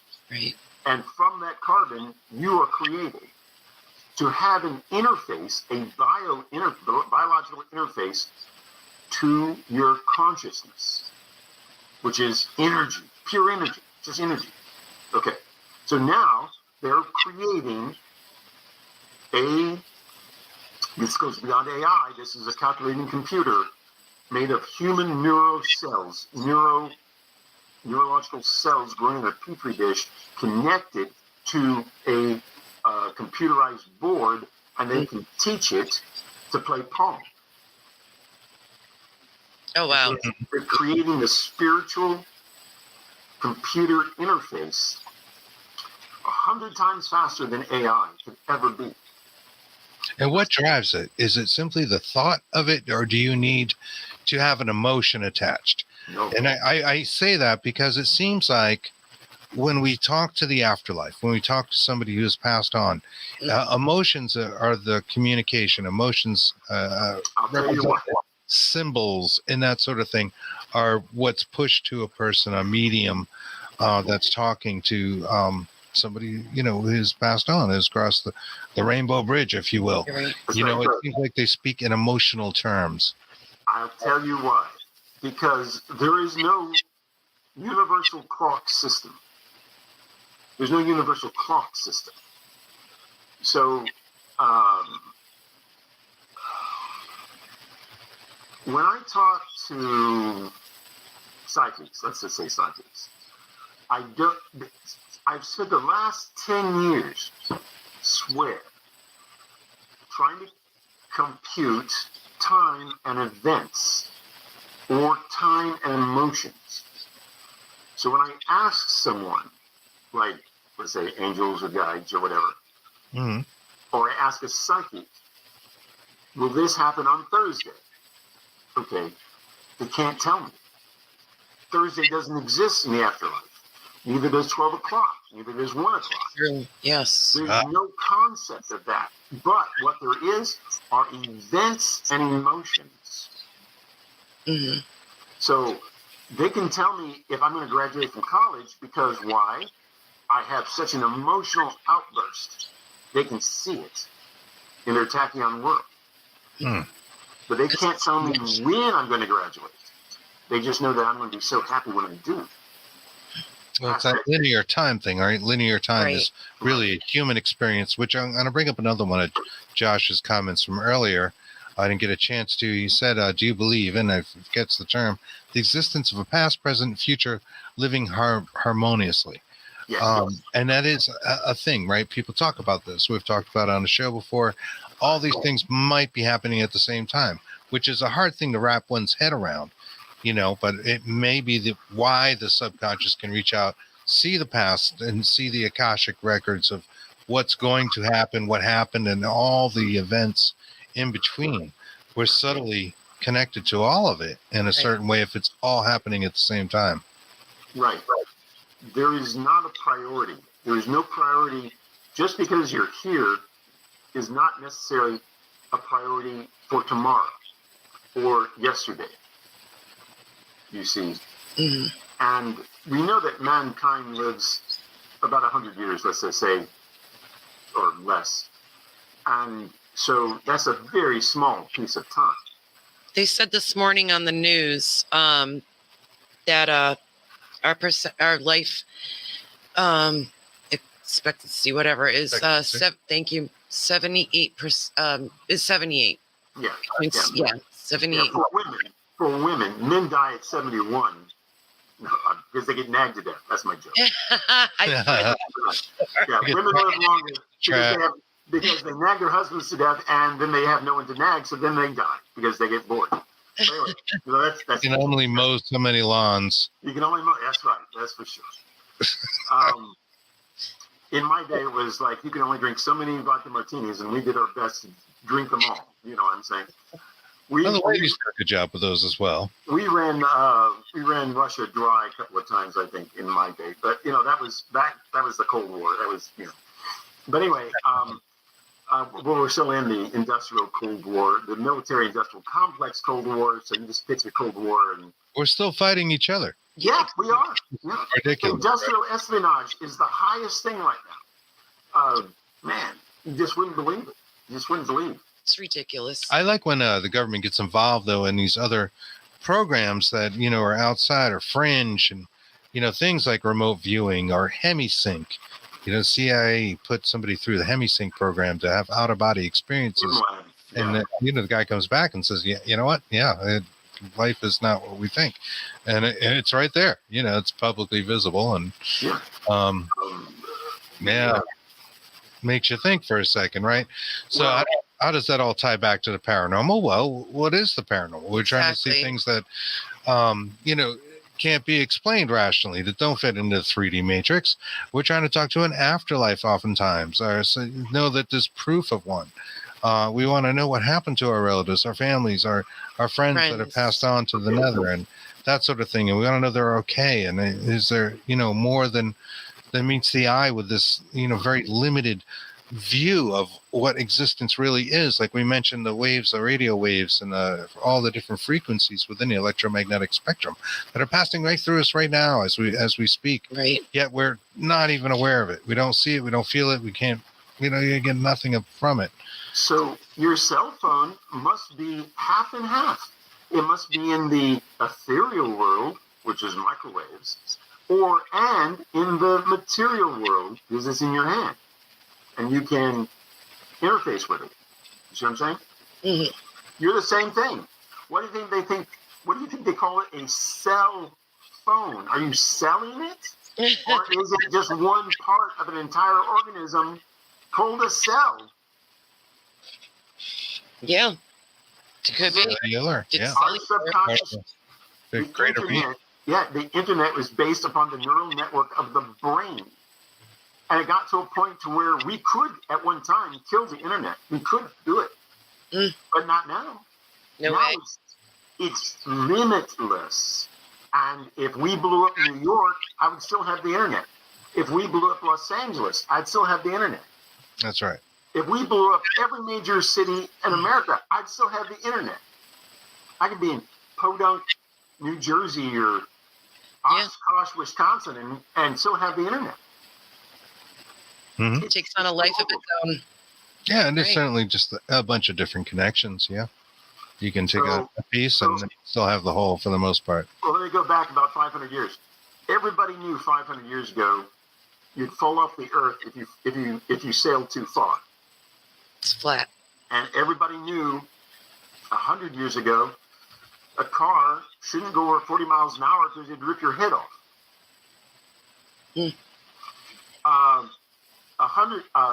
1906, right? 1906, so 100 and some odd years ago, we invented the airplane. In 1906, in 1947 or 45, 47, we had the first jet engine. In 40 years or less, we went close to breaking the sound barrier. In less time than that, we went to the moon.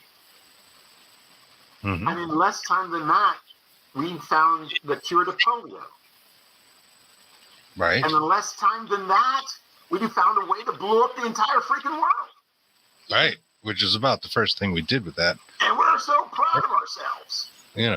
It wasn't lighting up cities with power and power grids. It was about, hey, let's see what kind of bomb we can make. That's right. That's right. Okay, now, because we're so freaking smart, The United States Air Force, amongst others, are putting aluminum in our skies to reflect the sun's heat back out into space. Yes. Actually, the aluminum was something I wanted to bring up because a certain clip you sent me about the aluminum. Then I saw on the Weather Channel of this big red, looked like a red tide. It looked like red tide. It was a big red cloud that was swooping over Seattle and Idaho and Nebraska, and it was aluminum particulates, the size of baby powder, that they were dumping over the Rocky Mountains to reflect the sun. It's a bunch of dumbasses.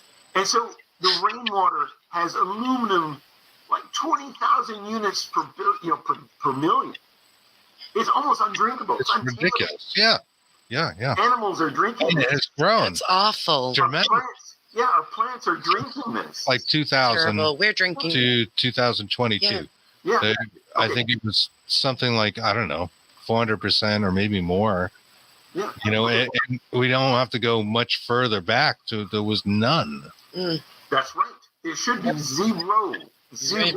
Maybe some carbon particles from all the carbon pollution, but it's zero. Carbon is very low to the ground, but it should be zero. Now, here's the other thing. Everyone talks about fluoride in the toothpaste and fluoride in the water, right? Right. Yeah. There's fluoride in your Frosted Flakes. There's fluoride in almost every commercial cereal you're going to buy. They're messing with our cereal. They're using aspartame and that's a high crime around it. yeah, and fluoride as pesticides now to kill pests. Okay, I just saw a commercial about fluoride, and I grew up in a college that had chlorine in the water. And you put chlorine in swimming pools to kill bacteria. So think of what fluoride is doing to your gut. Right. It's killing the bacteria. Yeah. We need to do something. We have well water. But turns my hair green. Yes. It's weird. The nitric acid, the nitrates in well water now have gotten to such a level it's almost undrinkable. You shouldn't really be drinking it. Yeah, right. And people have enough of it. Yeah. Like most people don't. If they can afford to, they're going to buy bottled water. Right. Which of course is leading to the other problem, which is now we got all this plastic. It's in the seas. It's in landfills and all these things. And now it's in our bodies. It's in our food. It's in our animals. It's everywhere. Just like aluminum. Go buy yourself a Berkey. They're not a sponsor. I'm sorry, but go buy a Berkey water filtration system. Berkey, like Berkey. Seeds. Huh? The same as the seed manufacturer, Berkey? I don't know if they're related or not. But anyway, the Berkey water will take chlorinated water and make it pure. It has this filtration system. It's just gravity-fed filtration. And you can put any kind of water in there, pond water, sea water, whatever water you got, and it will come out pure. Now, you could boil water, you can, reverse osmosis water, you can do distillation water, you can do all that stuff, but you start taking out. And the Berkey also takes out several minerals out of the water that you really need, like calcium, things like that. So you still have to take your supplements. But what I'm saying is drink milk. Drink milk. No, milk's not. No, milk is, no, that's another story. It's made for another animal, but yeah, it's made for another animal, and we drink way too much of it as humans anyway. And this is lead to high cholesterol and weight gain because we're not burning it up.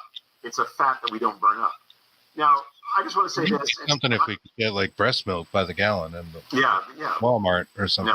No. There is jet fuel in breast milk. Human breast milk. There is jet fuel. Good Lord. How? Why? You breathe it in. You get it into your respiratory system. You pass it into the blood veins, and it comes out your mother's milk. Read the last real analysis on breastfeeding, and you'd be shocked on the junk that comes out of mother's milk. It's not processed. Look at all your mothers. Before they get pregnant, they're drinking Cokes A lot of them are smoking. They're putting junk into their system. And then it doesn't filter out. And then you have a baby. Like, you remember those old crack babies? As soon as they're born, they need crack because they're just wired to the hilt. Yes. Yeah, because they received everything that was in the mother, to the placenta, to the blood. So you are what you eat, man. I mean, your children are what you eat. It seems like a dying animal, right? The AI is growing, and the biology that created it is diminishing. It's diminishing itself. It's taking itself out of the picture. That's right. Now, let's say in 1,000 years from now, when they're watching this on YouTube, Dr. Lynch predicts that there will no longer be any humans because we just polluted and stooped and become so stupid with all the nitrates and the phosphates and the aluminum and all this other crap, the mercury, that affects our brains. We just dumb ourselves down. Genetically infused where we cannot reproduce a decent human brain cell, let alone a human cell in the body. So cancers will be on the rise. Cysts will be on the rise. You'll be unable to purify the body. Now you have blood transfusions. So, the old day of the vampire is going to drastically disappear because there won't be any more food for the vampire because it'll all be tainted. Okay, think of an alcoholic. Not think of an alcoholic, but just think of someone who drinks alcohol all the time. Replaces water with alcohol. They're just poisoning, toxic, the sugar toxination in your system because our DNA is riddled with sugar. Our DNA craves it. Yes. Right. So when we get a hold of sugar, the endorphins go up. Okay, this is what I was trying to say about the Tachyon Chambers. Somehow, the Tachyon fields create endorphin reactions in the brain, a neurochemical reaction in the brain to make you feel love. And you say, what is love? Everyone knows it's chemical, but now it's energy. Love is energy. It's not neurochemical. Neurochemical is the result of it, yes. Of it, not it by itself. A match, the ashes of a match is the remnant of the fire. Right. And the sulfur, yeah. So the endorphins is...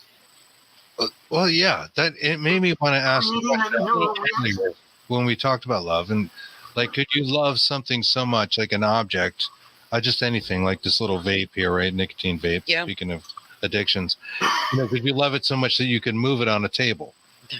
Right. So is this powerful enough to move an object? Is it love that can create telekinesis, or is it some other form of energy manipulation? And how does that happen? Is it the tachyons? Yeah, it's the tachyons. Is the okay? In the old days of telegraph, you had a wire that connected the telegraph stations, and the signal went down this wire, and that's what tachyons are. They're the signal. It's the wire that connects them. Connects the signals. So one time, I went into this clothing store, and I think it was Macy's or Lord & Taylor's. I don't know if they have them in your area, but we do, yeah. Oh, okay.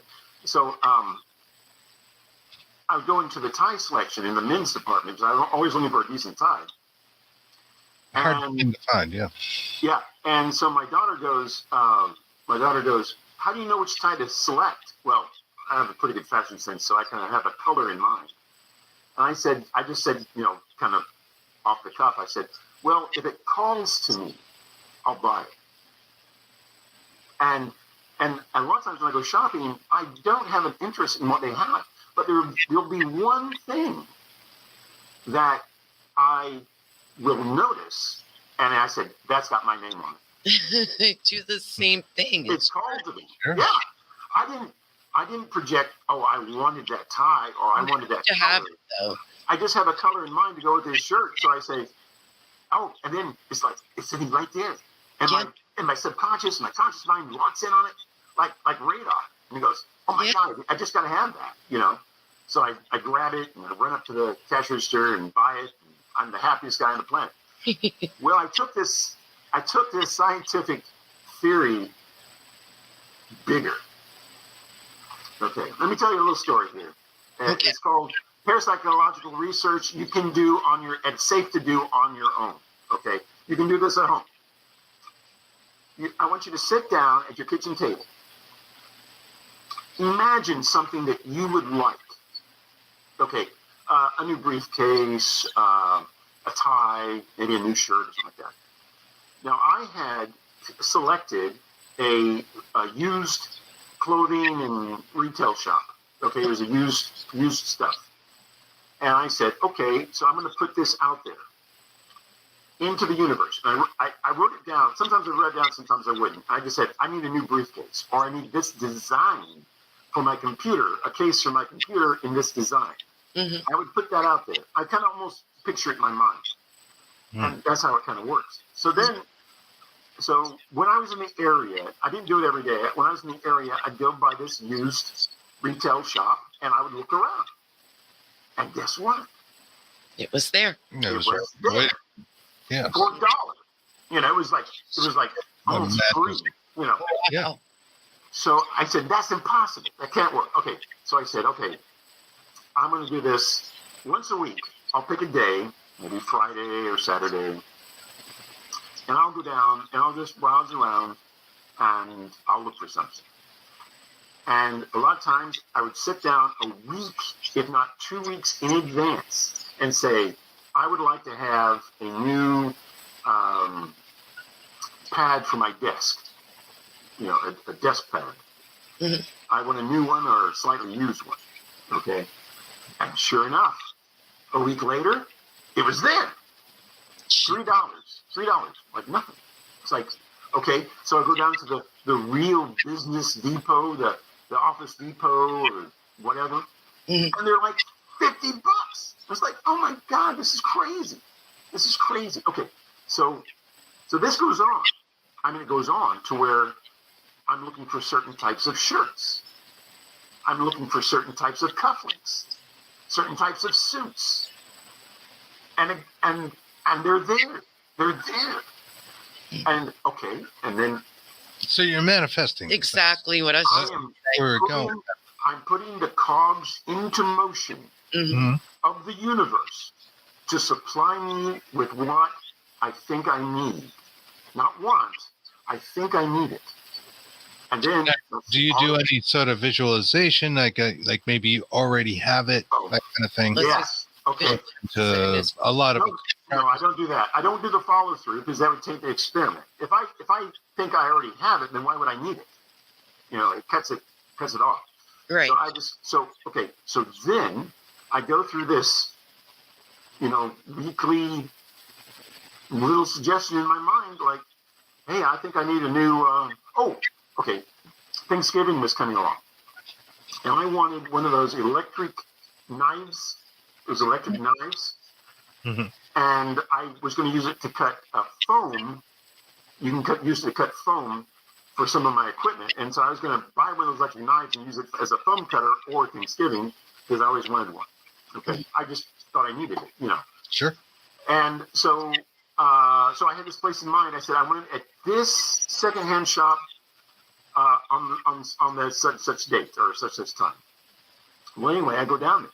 And I looked, I couldn't find it. I was like, oh my God, maybe this is all screwed up. Maybe I'm wrong. So I drive back home. I asked a guide. I had a really good guide at that time. And I said, I'm looking for an electric knife. And I wanted it to be at that particular secondhand shop. And I said, I couldn't find it. And he says, it's there. Go back. I said, you got to be kidding me. He says, no, go back. It'll be right there on top. And sure enough, my God, my subconscious mind, my conscious mind, I walked right in that store, and there it was, in this brand new box, never been used, sitting right on top of the shelf. Wow. Yeah. And it blew me away. The universe became compliant to things that I needed. And and my mind wouldn't lock onto it, even if it was there. I just didn't. You see what I'm saying? It's okay. You think that's weird? When I stopped doing that, everything I was looking for, the shirts, the cufflinks, the ties, the suits, disappeared. And I never saw them again. Wow. So when I go now, today, I'll go to a secondhand shop, and I'm looking around, just for knickknacks, and there's nothing there. I'll walk out. Because I didn't need anything that was there. But I didn't ask for it. Now, this is what the secret's all about. Right. But the secret is more than that. But when you stop, it stops. The gears of the universe change. There's a song by V&V Nation, and it's called Nova. It's on YouTube. I suggest everybody listen to it. How's it spelled? What is it? V like in victory, capital N like in nation, and then another V in Nation. Nova. Yeah, Nova. And in the song it says, I created the world with my eyes open. And it lasted for just a little while, then other worlds were created.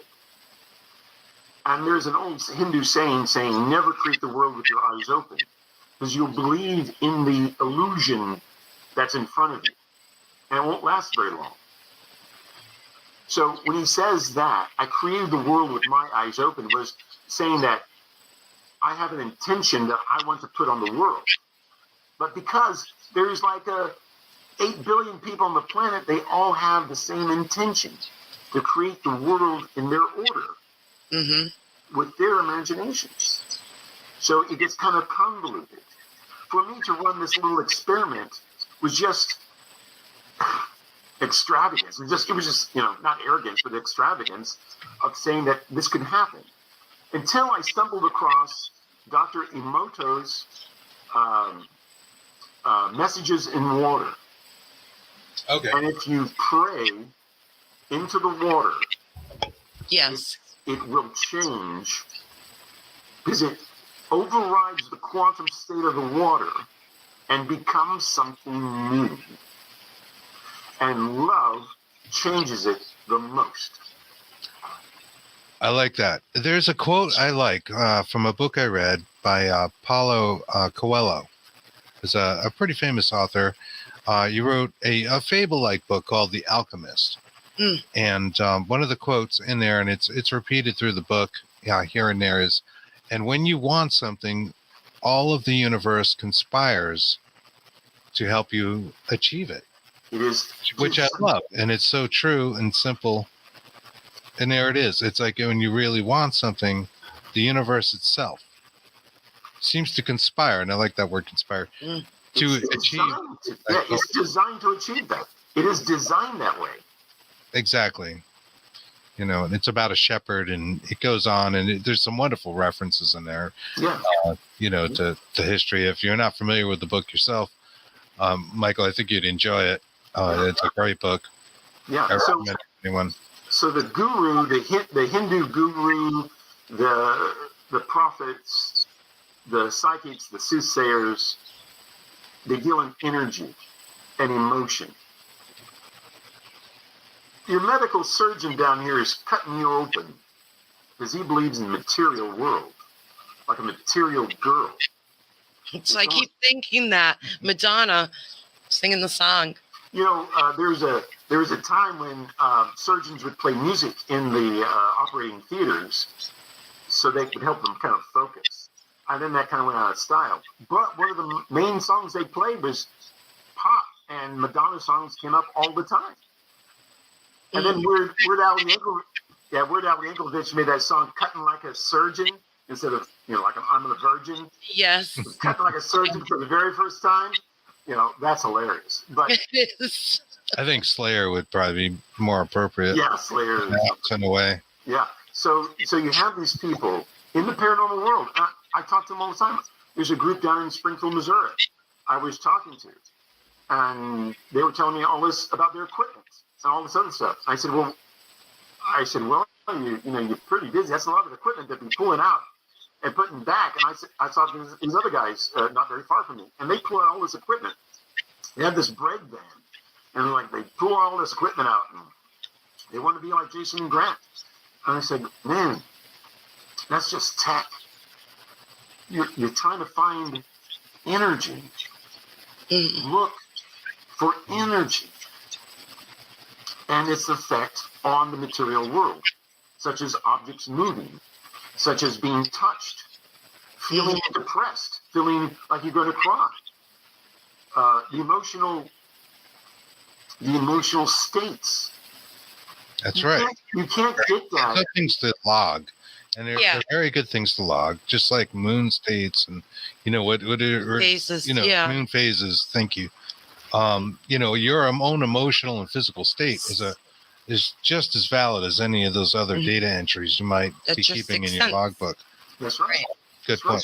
Yeah. But also, I mean, some people can't feel any of that, so they have to go by those gadgets. That's right, because some of us are just not wired for that. I mean, my brain is not wired for that. But I got to trust my equipment. I do have a theory. I'm looking for energy. I'm not looking for material.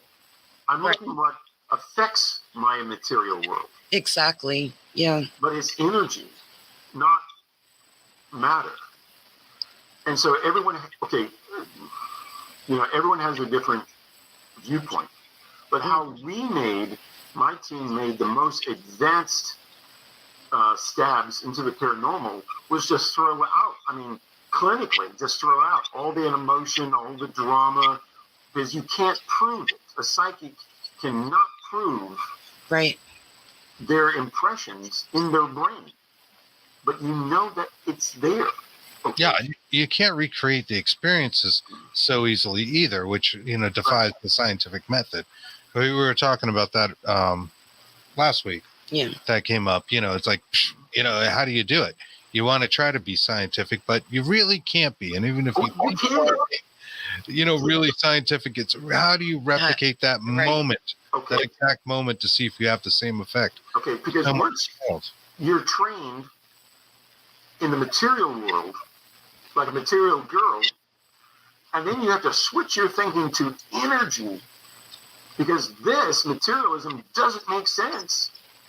Okay, this is the joke I tell at most of my conferences. I moved into a new house, and every time I plug in my fan into the outlet, it works. How did that electricity get in there? I'm really thinking that there's something up with that electricity thing. How did it get into my house? Why is it there? And why does it have a physical effect on my thing? Right. Magic. Oh yeah, it's got to be witches or gargoyles or elves or fairies. It's got to be one of those. A little alchemical for sure. It could be banshees. I don't know, but that fan comes on. I said, so I have electricity in my house, and I don't understand it. Where's it coming from? I have electricity in my body, and they just now found the neural nets in most of the brains. It's called the glass brain. You can look it up on YouTube. The glass brain. It tells you all the neural networks in your brain, but it tells you nothing about consciousness. It tells you how the energy is transferred. Okay, they don't know what kind of energy it is. It's bioelectric. It's biochemical. Really? What if it's just tachyons? Duh. That's interesting. Yeah. All right, so we did an experiment recently, and I'm going to share that with you now. Oh, yes. Wilson. I call him Scully, but I'm not allowed to. Scully. Yeah, he gets mad when I do that. It's Scully. I'm Scully is Smolder. All right, so this is a model of a human skull. Now, we would have preferred to use an actual human skull, but as you know, they're hard to get. They're illegal in some states, and they're very expensive when you can get them. But this one is about as close as you can get. It's a medical model, and its skull cap is removable. So we used this on a paranormal investigation at a place in Vermont called Wilson Castle, hence the name Wilson, which is a little bit like the Tom Hanks movie, you know, Wilson. And inside the skull, if you take the cap off, what I've got in here is a variety of crystals. You can see them all laid in. Yes. It is thought that crystals can contain spirit. And Like spirit you're can saying, yeah. utilize crystals, you know, to manifest itself, right? It harnesses their energy. Below those crystals, there are many in here that I've laid in here, a whole variety of them, for different needs and intentions and whatnot to make it comfortable for spirit to manifest. There is a very powerful magnet. Now, this is I believe it's F52 level magnet. This is a crazy magnet. If you have a pacemaker, you're basically not supposed to handle this magnet. You use gloves, supposed to keep it away from your heart, keep yourself a certain amount of away, distance-wise. And that's in the base of the skull. Okay, so that's all fine and dandy. That seems like a lot of lore. People like John Dee kept skulls and heads, and through history, people have kept the heads, especially with a working jaw, for spiritual communications, right? This goes back hundreds and hundreds of years. That's really not all that unique, right? If you study the occult in any way, those skulls turn up over and over. Yeah, now, magnetism. If your boss is cutting people's heads off, you have an easier way of accessing those access, you know. right? You don't have to go on eBay. You don't have to go. No, you have to dig them up. You know. More, but Yeah, no. you don't have to hunt the web for human skulls or dig any graves. Right. Now, what was the effect of this, right? So it all looks neat and that's fine and dandy, and again, kind of, you know, a certain amount of creep factor there. Did it work? Did it do anything? Yes, it did. When we did have spiritual communications, it came in waves. Now, the magnet itself, I believe, to have a steady flow of magnetism. It throws EMF. I can hold a K2 meter to this or a mel meter, and you'll see the EMF spike, right? When you start to get close to it, because it naturally throws EMF. It is its own sort of EM pump, as they sell in the market, but it's quiet, has no moving parts, and it's powerful. What happened in our recordings? What happened? What was the data that was presented? Well, it seemed like spirit came in and it would just hit it, and like a wave, all the K2s would go off in the room. Everything would happen. It would stretch out, and then it would pull back. During some of those moments of it stretching out, that's where we get our EVPs. It seemed to be breaking through. So, you know, there it is. It's harnessing the energy. It does seem to work in a wave-like fashion. Like it was breaking through. It's utilizing what you got, and then it spreads it out, and then there's the communications, and then it kind of pulls back. That sort of thing, which scientifically doesn't really line up, right? Because this should be consistent. There should be a consistent amount of EMF that is given by the magnet. Right. But it wasn't. It was anything but consistent. Right. Well, if you do an EEG on the brain, it is encephalogram, but the whole idea is that it's monitoring the electromagnetic output of certain parts of the brain. Okay. So your brain is transmitting the same as that magnet. Your body is a ferritic magnet in motion, because we have a lot of iron in our blood. We do. Yeah, we do. Enough to make what would be like a nail. More than that. But in biology, you don't need that much to create a field. And as long as your heart is circulating, a field is generated. Okay, so as long as your energy is circulating in your body, your consciousness is transmitting and receiving. So that would be normal. That magnet would be normal. Now, here's the problem that I have, is that every consciousness, every ghost, every entity that comes through our environment, no matter how spectral or not, moves electrons. And there are guys out there with EMF Jacob's ladders, pumping electrons in the air, trying to get an amplified EMP. EVP. No, EMP. It's not EVP. It's EMP. Okay, I wasn't sure where you were going with that. Yeah, an EMP is electromagnetic pulse, and that is the arrangement in the mind to create a word. Your recorder records it in an electromagnetic sense, not in a verbal sense. It's just being translated that way. But it's an EMP. There's no voice connected with it. If it was a voice, you'd be able to hear it auditorily with your own ears. But that's not the way it is. It's an EMP. It's electromagnetic pulse. The pulse is 2 or 3 words, and it's gone. That pulse has got to go to that magnetic field that you have in that skull. There's where you get your waffling, because the pulse interferes with the its field. Okay, but if you pump electrons into the atmosphere, that can be used against you in a court of law or anywhere else in the paranormal, because those are free electrons, is free energy for it to manipulate as it sees fit. You see. Right. So you don't need to give it more. It already has tons of tachyons. And they can start to manipulate whatever you want. Your brain, your thoughts, your imagination. It can deprive you or excite you. It just depends on how you want to go about it. Those that are more wired or more prone can receive Hypnagogic state we talked. Exactly. There you go. Or like to circle back. That was a nice circle back though, because Totally.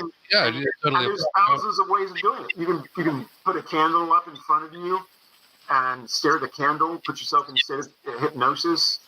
You can go do transcendental meditation. You could have astral projection. Try to leave your body.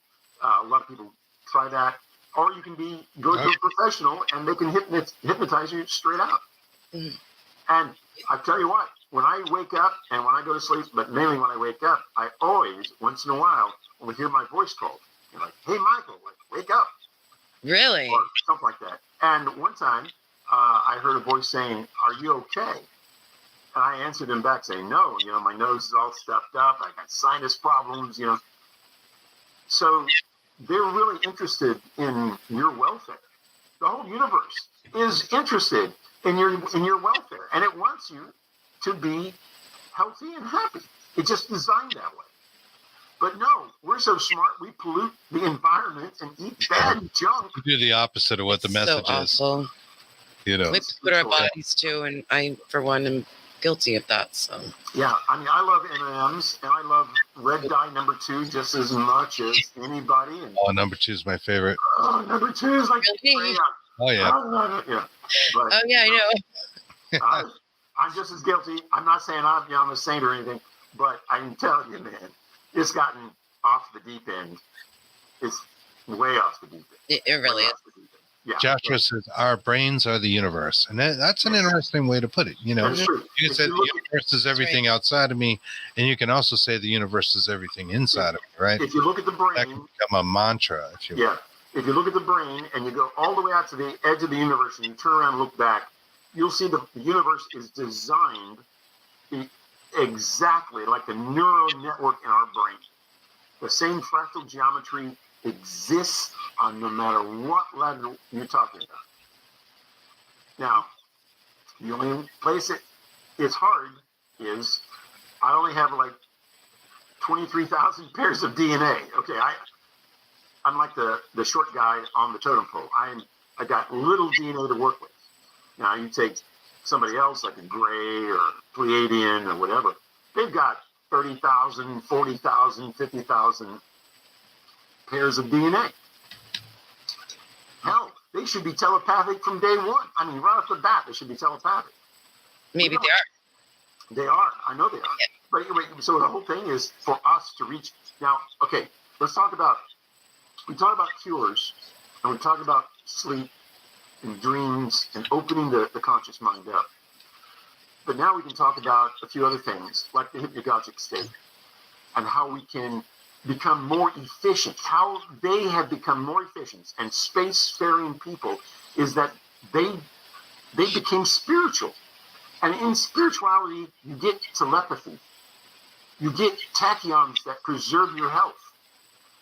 You start being one with the universe. Okay, so 365 light years away is the star cluster, the Pleiades. Well, I can be on Earth and have let's say I can be on Earth and have a conversation with them in real time, no delay. We're having a conversation just like you and I are having a conversation. If you believe your mind can do that in a tachyon field. But if you're using radio waves, it'll take you 365 years to go one way. The Earth will have changed 100,000 years by the time you get the signal back. There's no way to do it. Space travel requires telepathy. Your genetic code requires it for you to go into space to make it efficient. So if the universe is like the brain, you've got to bridge the gaps in the neural net in order to make it work. You've got to reach a level of spirituality, or we'll never get into space. If you think the International Space Station is resolving any issues, zero, zilch. Well, it's about to fall out of the sky anyway. It's the Japanese have got, or the Chinese have got their own up there now. The Russians are building another one, and they're not doing. The only spiritual or psychic research was during Apollo 17. I think Mitchell, Edgar Mitchell did those tests, and when he got back, he developed the Institute for Consciousness. Yes. Which those guys are so free in the Dark Ages. Yeah, he built the whole thing, and they're still in the Dark Ages. I don't like to talk to them. But anyway, between them and the Rhine Institute, he passed. They're still looking at materialism to solve our issues. Right. We don't have enough DNA to solve our issues. We don't have enough smarts. No, we don't. Smarts to solve our issues. So we have given the power of the people, have given what I call rogue scientists, to put aluminum in the air and fluoride in our pesticides without a word of rebuttal. We'll never reach the spirituality if they keep cutting our frontal lobes off. Well, maybe that's intentional. There's a lot of people too say there is a certain amount of conspiracy behind that to keep people dumbed down to some degree, because if they woke up, they probably would make government work for them, not to get political. And that doesn't matter what side you're on. But, you may put it toward people instead of, defense contracts or whatever, wherever that money disappears to. Things of that nature. Some people don't want to know what it goes to, but at the same time, we have no control over it. That's exactly. We're rendered helpless. We're talking about $20 million to something like Skinwalker Ranch. I mean, it's only a drop in a bucket. It's nothing. Nothing. $22 million. Yeah. When I'll throw this out there just for fun, but Donald Trump was going to build a wall on the border. Well, he didn't put it in the budget, so he had to go out looking for extra money. So he goes to the Pentagon and says, "Remember that money I loaned you for all those black projects? Can I have $5 billion of that back?" And the Pentagon goes, "Hell no, man. Well, he's the commander-in-chief of the military." Right. And the Pentagon told him, "Get lost. We what spent money? that money. Yeah, what money? My hand's out for some more." Right. Exactly. Like, yeah. I mean, we hear about so little. I find it amusing that they talk about the $20 million in Skinwalker and Bob Winslow. We're talking about billions. We're talking about billions. It had to be like way more behind that, and certainly behind the initiatives, right? And the simple $20 million. Yeah, that's the other thing too. Remember back in the old days? I mean, back when the world was young and martinis were only $2.50 at lunch. Ronald Reagan put out They were like this. Back in my day. Yeah, So exactly. back in my day, I hate to say that I'm the old guy now, but I am. Okay, back in my day, Ronald Reagan put out, I forgot, was it $40 billion or $50 billion for the space laser stuff? Oh, yeah. Star Wars. Yes. Yeah, Star Wars. Yeah, Star Wars, SDI, Space Defense Initiative, or whatever that was, SDI. Okay. That money never stopped. It's still in the budget. We are giving that money out every year since that day. You know how many laser platforms we've got? Do you know how many laser platforms we've got orbiting the Earth right now? I can't imagine. I don't know. Wasn't A it lot. under the guise of like, okay, besides being defense, we can shoot down asteroids or meteorites and that kind of thing? Interestingly enough, I know this month coming up, the Armageddon, like the movie Armageddon, like probe that we put out there to blow up to test blowing up an asteroid is going to arrive, I think, on the 26th, if I read that properly in the news story. And they're going to attempt that now. I know they launched it, I don't know how many months ago. Yeah, I don't know. It's been a while getting to its target, but that's actually going down this month. I think NASA is going to live stream it, actually, because that's the day and age we live in. Destruction on real TV. That's How the hell they live stream see that every day. from an asteroid? But yeah, Again, I'm from a time when the martinis were $2.50 at lunch too. So tell you, man, I did more. I did more stuff on the back of the napkin during lunch with my martinis than I ever did on a proposal or spreadsheet. I mean, that's just the way it was. The old boy network. You wrote it down on a napkin, and you said, "This is the equation that's going to work." Yep. Yeah, and you pass it off, and then money comes rolling in. I mean, it was the Cold War, and you didn't want the Russians to have the latest, greatest stuff. So they rounded up the best and the brightest, of us, mainly. And if you weren't an abductee, you're a nerd or a geek, dreaming up the next Armageddon, the world's end, because we could do it at the time. We never thought anybody would take us seriously, but they did. And whether you call it the Department of Theoretical Physics in the Pentagon, where a lot of this money goes, they sat down and they hammered that out, and they put it in nose cones of airplanes, and they had particle beam weapons everywhere. I mean, when Russia came out and said they had a hypersonic missile, we were just laughing our asses off. Yeah, I know. To the speed of light. The speed of light, I said, it's a joke. And then all of our scientists come out. I was one of them. And I said, it's going to break down. We don't have any composite materials, even carbon fiber, that can withstand the speed that they're claiming to go. Right. Even if you're in space and there was no, coming back down, it explodes because it's moving so fast, it just blow up in the air. Right. Back in the day, someone asked me one time about a nuclear explosion, and I said, what the cool thing about a nuclear explosion is? And they said, no, what? And I said, the EMP that you get when it explodes. Yeah. Because that just fries all your batteries and disrupts all your radio transmissions. And they go, that's great. We need to have a few of those in space. Oh, yeah. There's a couple over Moscow right now. That James Bond movie was not a fiction. It was not a fantasy. We had EMPs. We still have them up there as a first strike capability. They say the military is like 30, 40 years ahead of all technology. No, they're 800 to 1,000 years ahead. They're 800 to 1,000 years ahead because of the reverse technology, the reverse engineering that we've got, plus what they gave us. Right. So it is scary. Let me just tell you a little bit about their influence. They can be walking down the halls of SHAPE headquarters in Europe or NATO headquarters, as well as the UN, and then the next day they can be walking down the halls of Area 51 or S4. carte blanche. Carte blanche. Yeah. And they can tell us what little toys they want to give us.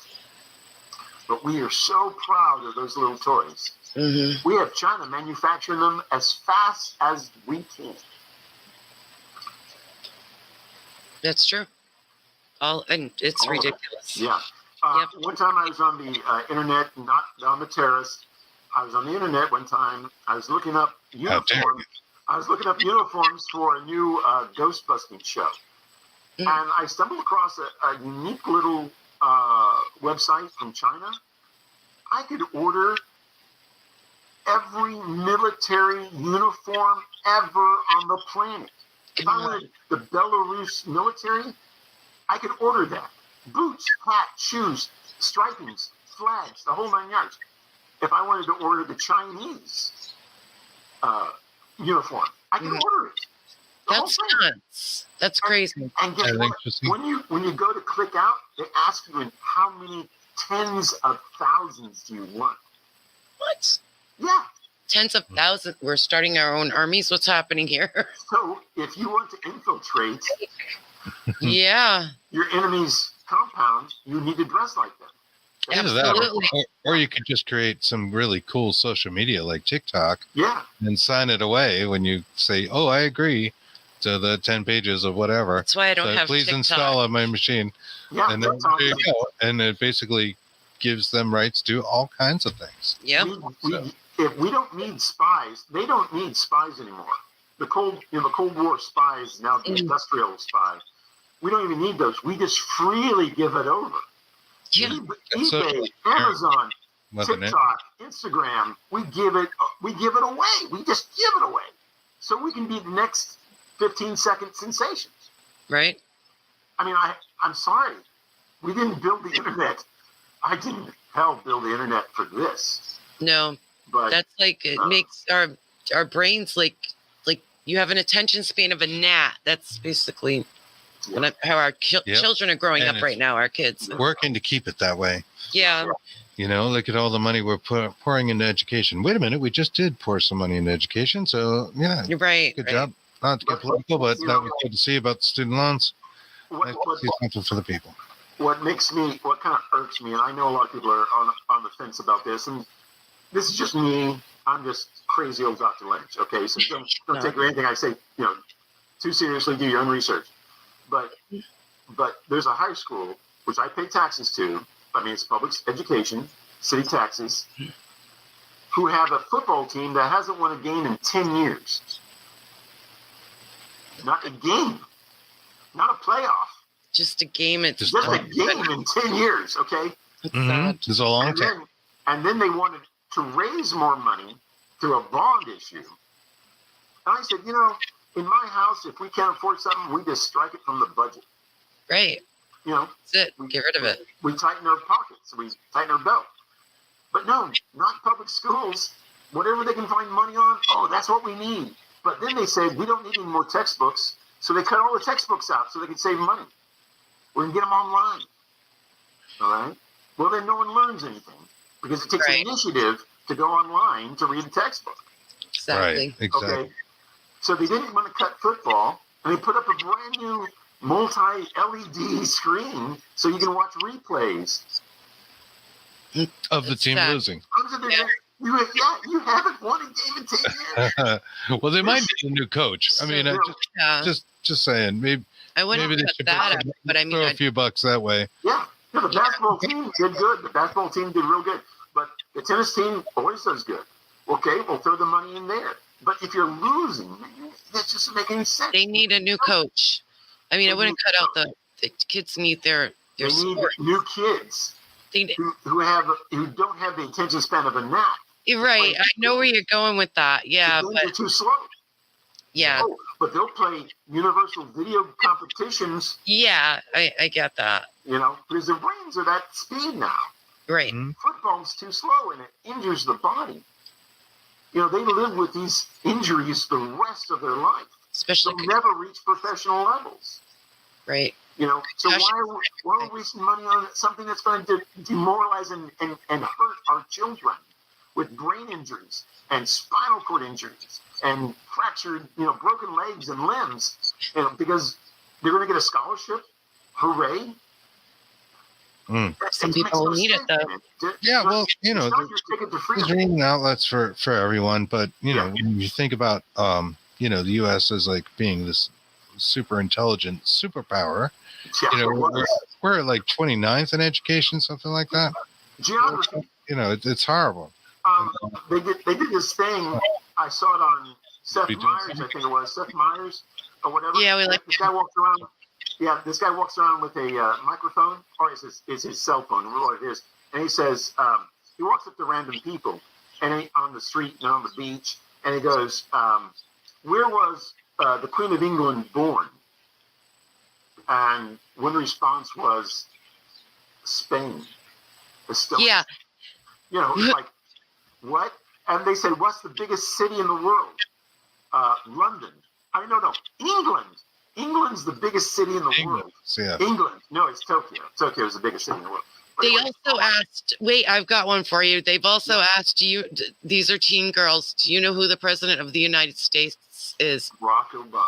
They did not even know. Yeah, I'm like, are you serious? They were like two presidents. So bad. There's so many diversions, and that is the downside of the internet. That everybody has a short attention span. They can't focus on some of the things that are important, or even decipher what might be important information to them. Right. It's just a blur of information, and you're talking about teenagers who are, more influenced by hormones than anything the president's doing, anyways. Mm-hmm. I don't know if that's a good focus group, but. By the time they knows who the president is. It's simple basic stuff. But back in my day. Back in my day, I tell you, the Roman Empire did two things that brought about its demise. It was money, the massive debt they couldn't pay off, and two is the demoralization and the gossip. Or the gossip created the demoralization of status. And then it just cut everyone down. So they were nothing. Oh, that's nice. Yeah. And when that happened, there was no trust in the government. There was no trust in the country. There's no nationalism anymore. Right. Okay, so there have been presidents where the staff comes to him and says, listen, you can't say that to the American public, or you can't pass this bill because they'll lose faith in you. And people won't sign up for war if they don't believe in you or don't trust you. Yeah, I've heard that said before. So you have to tell the people what their itching ears want to hear and move on. Thanks, Greg. Thank you, Greg. Good night. Thank you. Yeah, thank you very much. I'm sorry I'm long-winded, but that's okay. But at the same time, this is a psychology. If the Scots, the British, the French, and a handful of Germans all want to be Roman. They all want to be Roman. They all want to sit back on their lounge and eat grapes and drink fine wine and throw up. Talk about how great they are. They have vomitorians. They had vomitorians back then. They had people to actually clean that out. That was because armor was so expensive. Christmas was rather interesting. Yeah, that's true. But it was we call it Mardi Gras today. They would take this fatted calf, this bull, one day of the year, and the owners of the slaves would ride on the floats and throw out coins and jewelry. And the slaves would line the street and capture those coins. That was their bonuses, whatever they could collect.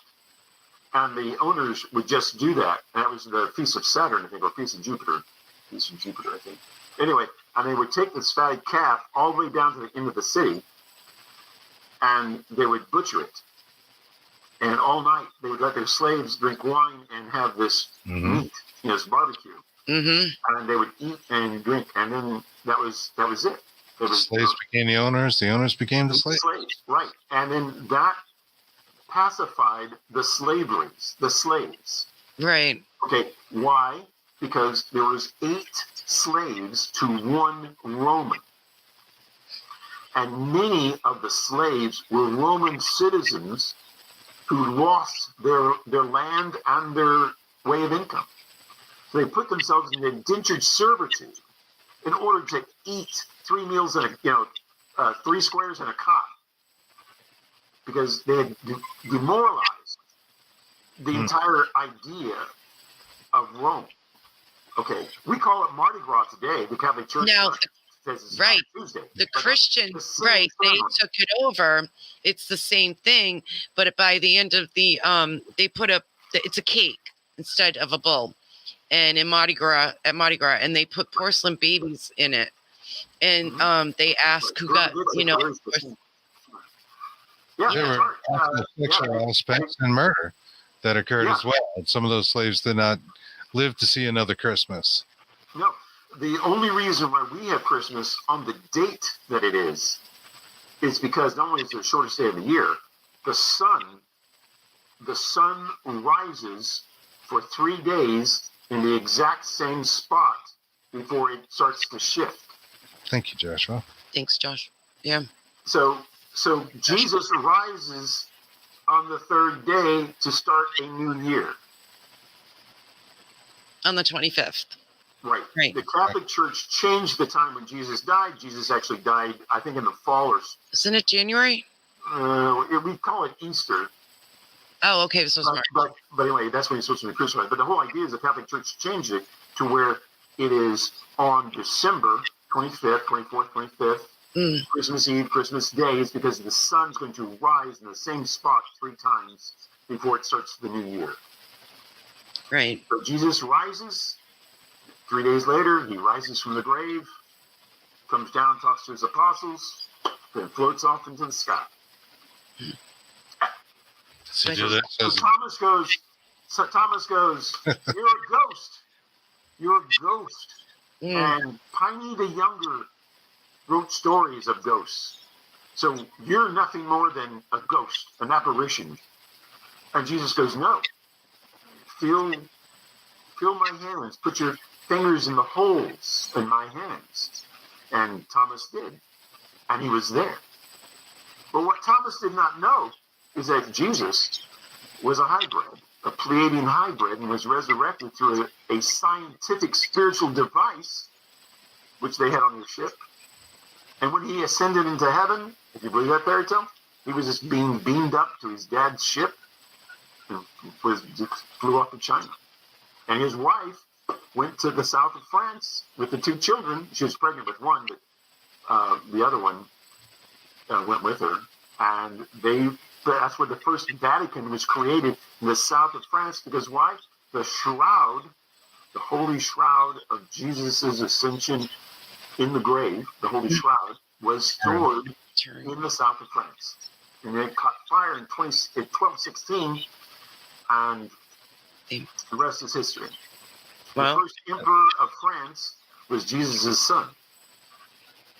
As I understand it, there's a long lineage. A big percent of people in the populace today are supposedly related to Jesus. They got Pleiadian blood in him. He was a hybrid. And they have those resurrection machines for 100,000 years. And that is why they can go out to war, lose 1 billion people, and in 2 weeks have those 1 billion people back. Their militaries are cloned. Recklessness and lack of care of human life. Yeah, they don't care. They conquer death in their own mindset. As always, their love for their place in the universe is so great they'll risk their lives 100,000 times. They've conquered their death, but they do it with a spiritual science that we don't even have a clue. We don't even have a clue on how it works. We're just getting to the energy source of it. But to make a science that puts the soul back into the body after you flooded it with tachyons to repair its damage, and then he's walking around Jerusalem. It's like, why do you seek the dead? There's no dead here. Go down to the city. It's like, well, how did that happen? That must have been a miracle. No, it was a technologically advanced science.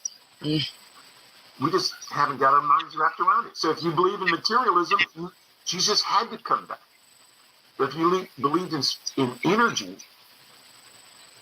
he had to put that soul and put it back into that body.